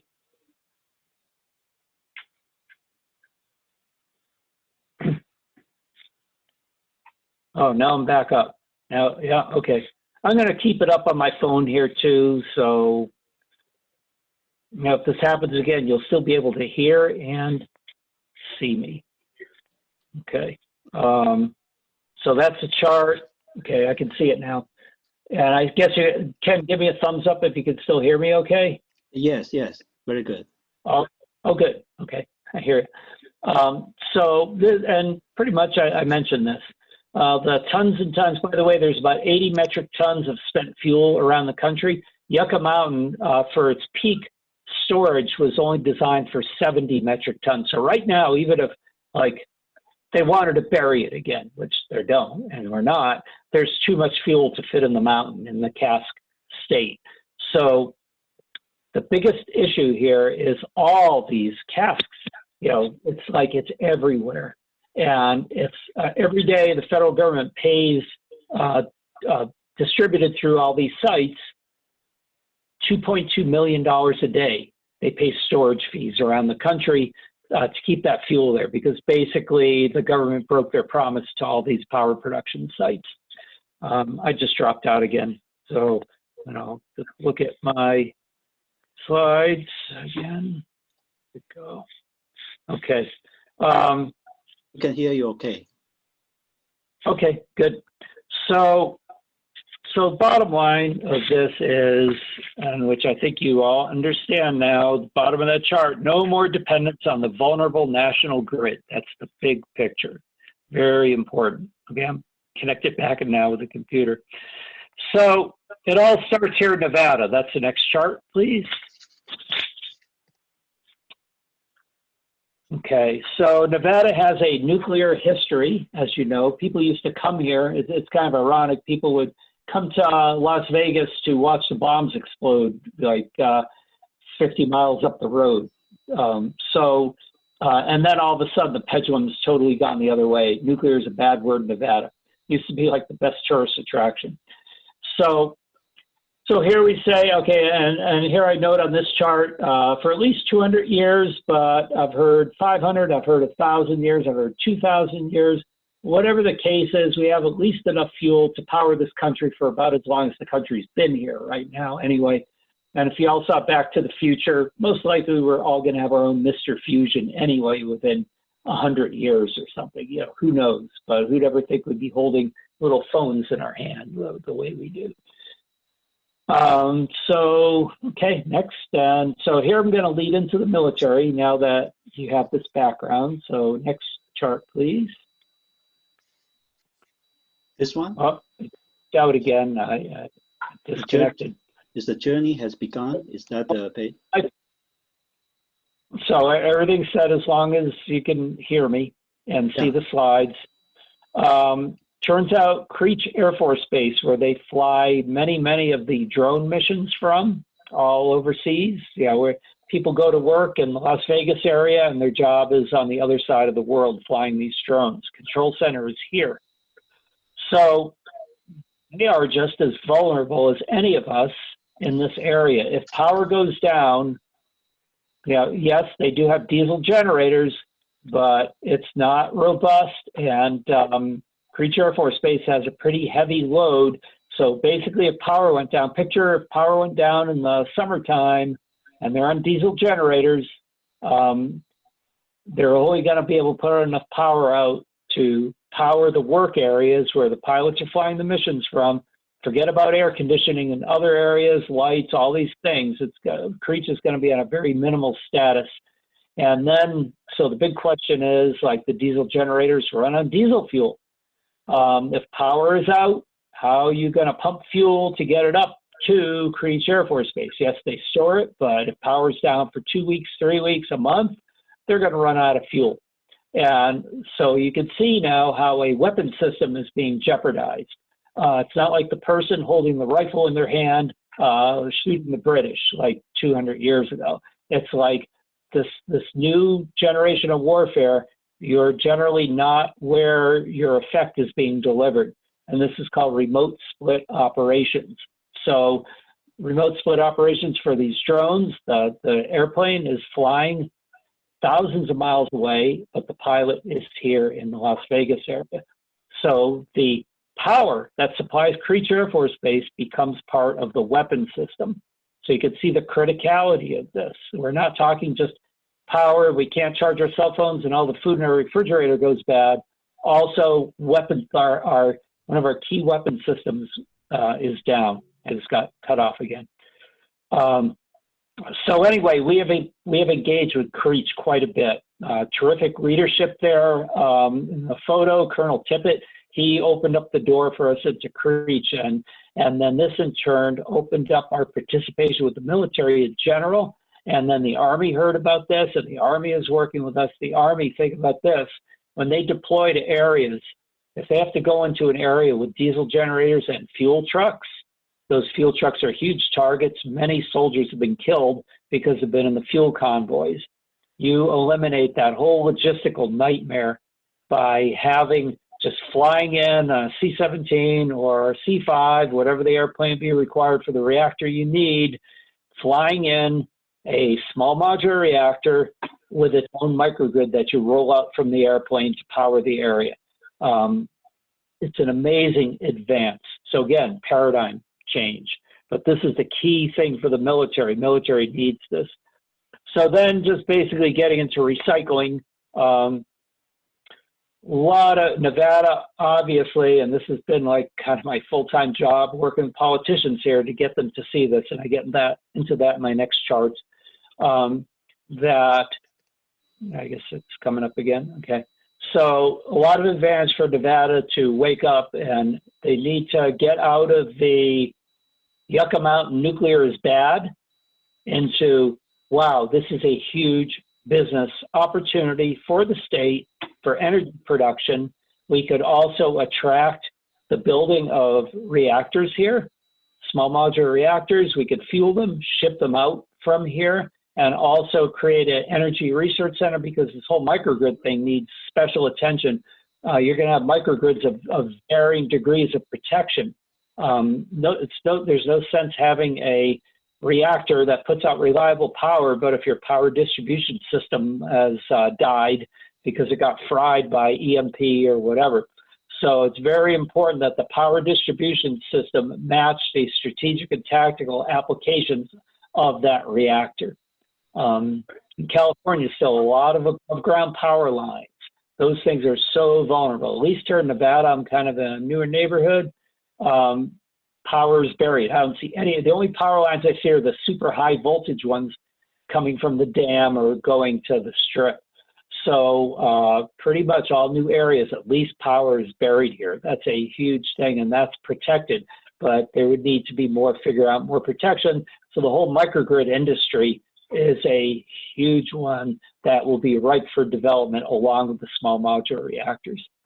And then maybe just on the last page there, it's interesting, the whole green movement. If we go next, okay, you got it. The green movement is even now opposing solar and wind.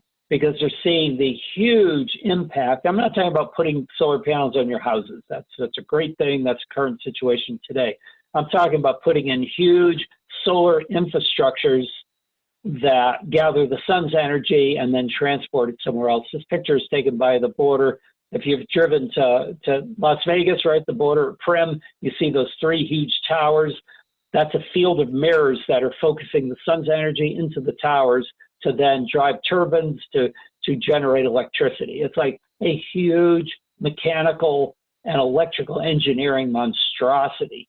It's incredible. And not to mention the birds that get fried, you know, when they fly into the reflected beams. It's a nightmare. It is not a green thing. Solar is not a green thing. And again, I'm not talking about for your roof of your house. I'm talking about energy production areas using solar or wind. Those towers, just picture the pedestal, the cement to put in those towers. We're talking like a lot of cement and a lot of structure. Can you imagine the torque on those propellers that's being generated by that structure? It's huge. And it's been figured out, but it's hugely energy dependent to create these things and install them, and then they only last so long. So the green movement has totally come around, and they are actually backing nuclear energy, this whole concept of small modular reactors. So anyway, and this is an article in the Las Vegas paper about this. So yeah.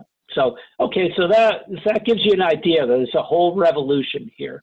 And then if we just go into the next slide, because I want to get into politically what some highlights of what we've done just lately. Marty, you got a question. While I'm changing the slide, you got a question. Can you see it in Q&A? Can you see it? Yeah, concept of distributed microgrids is the last one on the chart mentioned. Does seem inherently safer architecture from CMEs. What CME is escaping me right now, but I know what EMP is. But anyway, yeah, you're talking about vulnerability. Distributed microgrids eliminate these vulnerabilities. And again, it's got to be as robust as the design.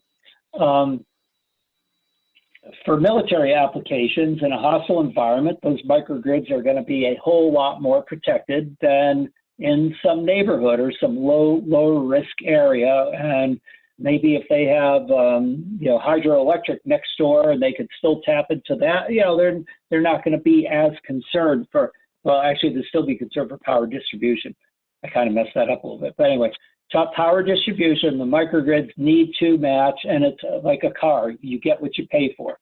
If you want a super robust EMP and all that proof microgrid, it's going to cost you more. If you want an intermediate one, you assess your risk, and it's whatever you need. So yeah, coronal mass ejections, that's, I tell you, I think it was about 1.5 years ago, if we were on the other side of the sun in our orbit, we would have been fried. We wouldn't be having this. Coronavirus would be nothing. It wouldn't be in the news because we wouldn't be able to communicate. All electronics would probably still be dead.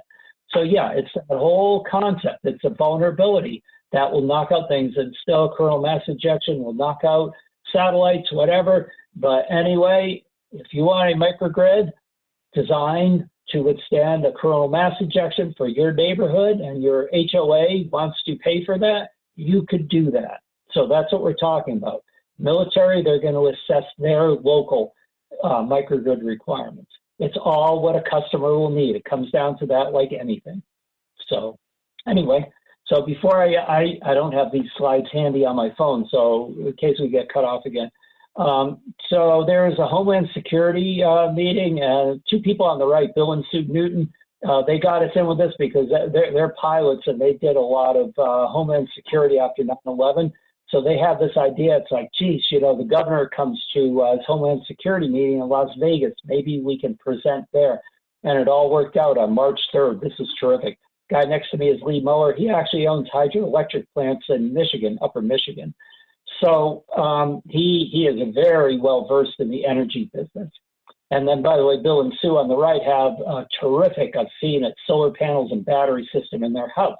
So, again, these are people that understand, it's like what we have now, but where's the future going? And then, so So the governors, we get those pictures. Carson City was also on by TV, and that's what you can see in the upper right corner. So next slide, please.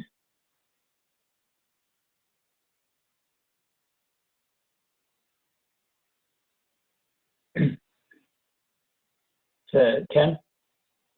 Okay, good.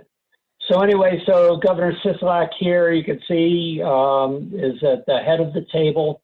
And this is his people that typically meet. This is Nevada Homeland Security. And of course, they have an interface to the United States Department of Homeland Security. But this is particular things in Nevada. So our presentation centered around Creech Air Force Base and vulnerability of the grid. So it was half presented about microgrids and pretty much the other part about small modular reactors, just to let him know what this technology is and how these things can apply. And then Sue snapped this picture of me at the table there. So 3 slides. I'm going to show you basically what I showed them real quick so you can see. And it's what you've seen before, so you've already been educated on this, so this won't take long. So next slide, please, Ken.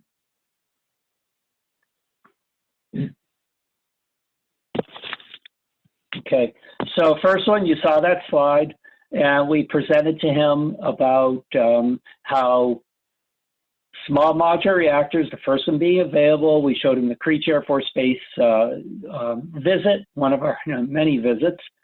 And also there's an organization in DC. I'm part of their call-in every week, Secure the Grid Coalition.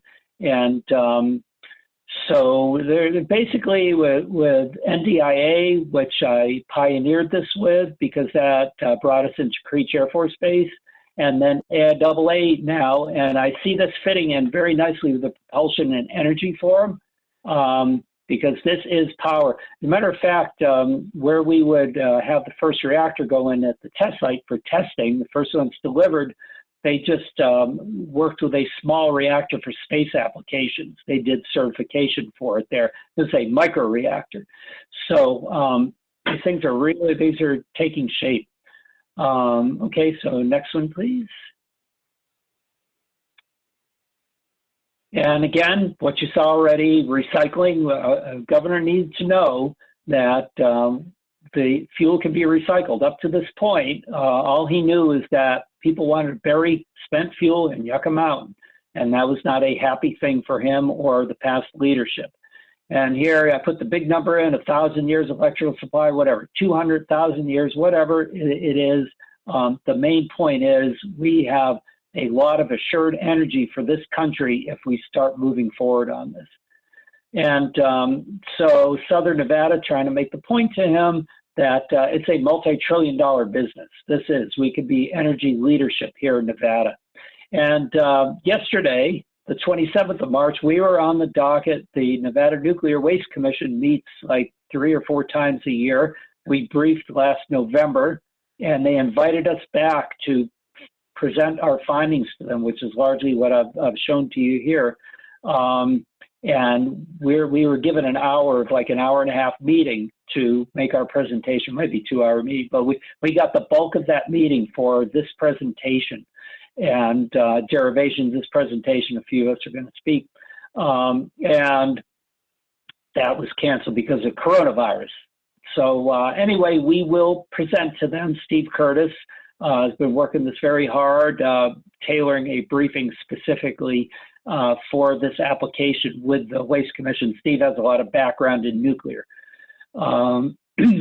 So yeah, so that's been delayed, but it's all in process here. We've got the ear of the state. The Nevada Nuclear Waste Commission is the organization that recommends to the governor what to do. And for all these years, they've been saying no, no, no, no, no. And now we've come to the point where they invited us to come back yesterday, and we would have presented yesterday. So, okay, is there another slide? I'm not sure.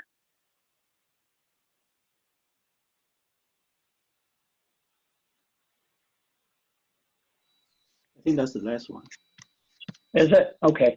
Yeah. So anyway, so if I've done my job here, you've all got a good feel for the total paradigm shift in what will take us from the, I wouldn't even call it the black dial phone stage. I call it the party line, or the invention of the telephone stage with Bell, into the smartphone stage as far as power is concerned, because we cannot afford the grid to go down. And again, this whole, we say, oh, that wouldn't happen or whatever. It's like, who'd ever think we'd all be in quarantined and locked down? And I don't see any airplanes flying by my house anymore to land at the airport here in Las Vegas. Can you believe that?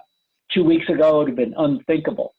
So we need to be of the mindset that we need to prepare for these kind of eventualities. And the best grid is no grid, bottom line. So I just dropped off again.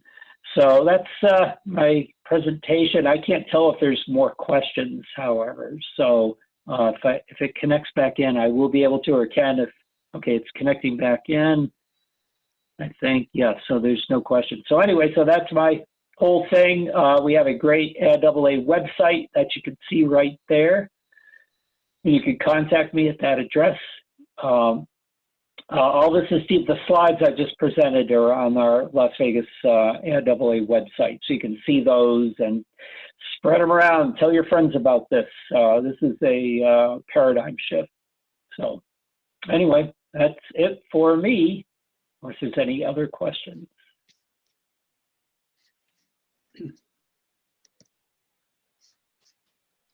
Okay. Just dropped off again. Although I don't Shekar's see still on?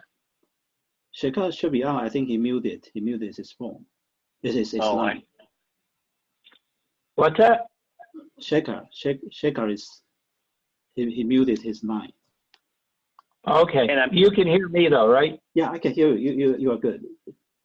Okay. Good. I was just wondering, Ken, what presenters do we have confirmed for next week so far? We have Jennifer and you. Okay, she's the attorney. She's actually deeply involved with aviation. She's been for aerospace companies, and she's also with the supply chain. So he has been doing a lot of the cases, legal cases representing aerospace companies, airlines, and the individuals. So he's very experienced. She is going to talk about the federal, city, and the state those orders, the impact of those orders due to this coronavirus situation on aerospace, especially, a lot of inside story, supply chain, defense industry, from the legal point of view, the legal and the orders point of view. Right. Yeah. And then it will be you. Well, Ken, that's wonderful, Ken, because I'm not sure my changes from today. I mean, I'm just wondering if we should do these bi-weekly instead of weekly, but we'd have to talk about that. Oh, I think this. I think okay, we can talk about it, but weekly is no problem. Yeah. We have some speakers. Only two presenters. I mean, actually, well, two presenters is more than one. Remember, regularly our event is only one speaker. Right. One speaker. Yeah. So two speakers is not a problem. Really not a problem. Yeah. Well, Ken, I appreciate that, but I'm not sure what I would have new. Right. Unless. Oh, we can talk about it offline. Okay. We need to talk about it. Okay. Okay. So, Shekar, are you online? You see. Having closing words. Okay. So, okay, if he's online, is anyone want to say something more? Jeff, you want to say something more? Bill? Well, Ken, I want to congratulate you for persevering through the challenges of this event. I thought it worked out well. I thought all of the speakers were excellent. The audience was active. So it was, I think it went well overall. Thank you so much. It's excellent. Thanks, Jeff. Any ideas you have for a future topic, Jeff? Yeah, highly Jeff, encouraged. Yeah, anytime you want to talk. Yeah, no, I appreciate that. Let's keep that in mind. I saw your email from a few days ago about topics Okay. for town halls. I've been thinking about that because there are quite a few things that come to mind, related to the current emergency, but also, maybe, broader, longer term topics, similar to what Marty just talked about, which is certainly relevant, but, it's just interesting stuff. Okay, that's wonderful. Quick update, remote sensing, Jeff, might be of interest. Yeah, that's Yeah, maybe. Fred, I was going to mention something within the context of your talk. Sure. Major aerospace companies continue to hire, and I know because I know some folks that have just started recently that at least some folks are starting remotely. I don't know how long they can continue working in that way, but wow. Things continue to move forward. And so for those who might still be online thinking about, employment opportunities, keep trying, be persistent, especially with a big company like Raytheon. It can take a long time to go through the whole process, even in the best of times, but there are opportunities out there. Thanks, Jeff. All right. Any more comments? Anything anybody want to say? Well, Ken, appreciate your work, and this is a good first one, and I'm sure there'll be more good ones following. Yeah, of course. Yeah, that's great, Ken. Thanks. All right. Yeah. All right. So thank everyone. Okay. See you next time. Thanks, everyone. Stay safe. Yeah, stay safe. Bye. Thank you so much. Hi. Bye-bye. Hi. Bye-bye. Hi. Bye-bye.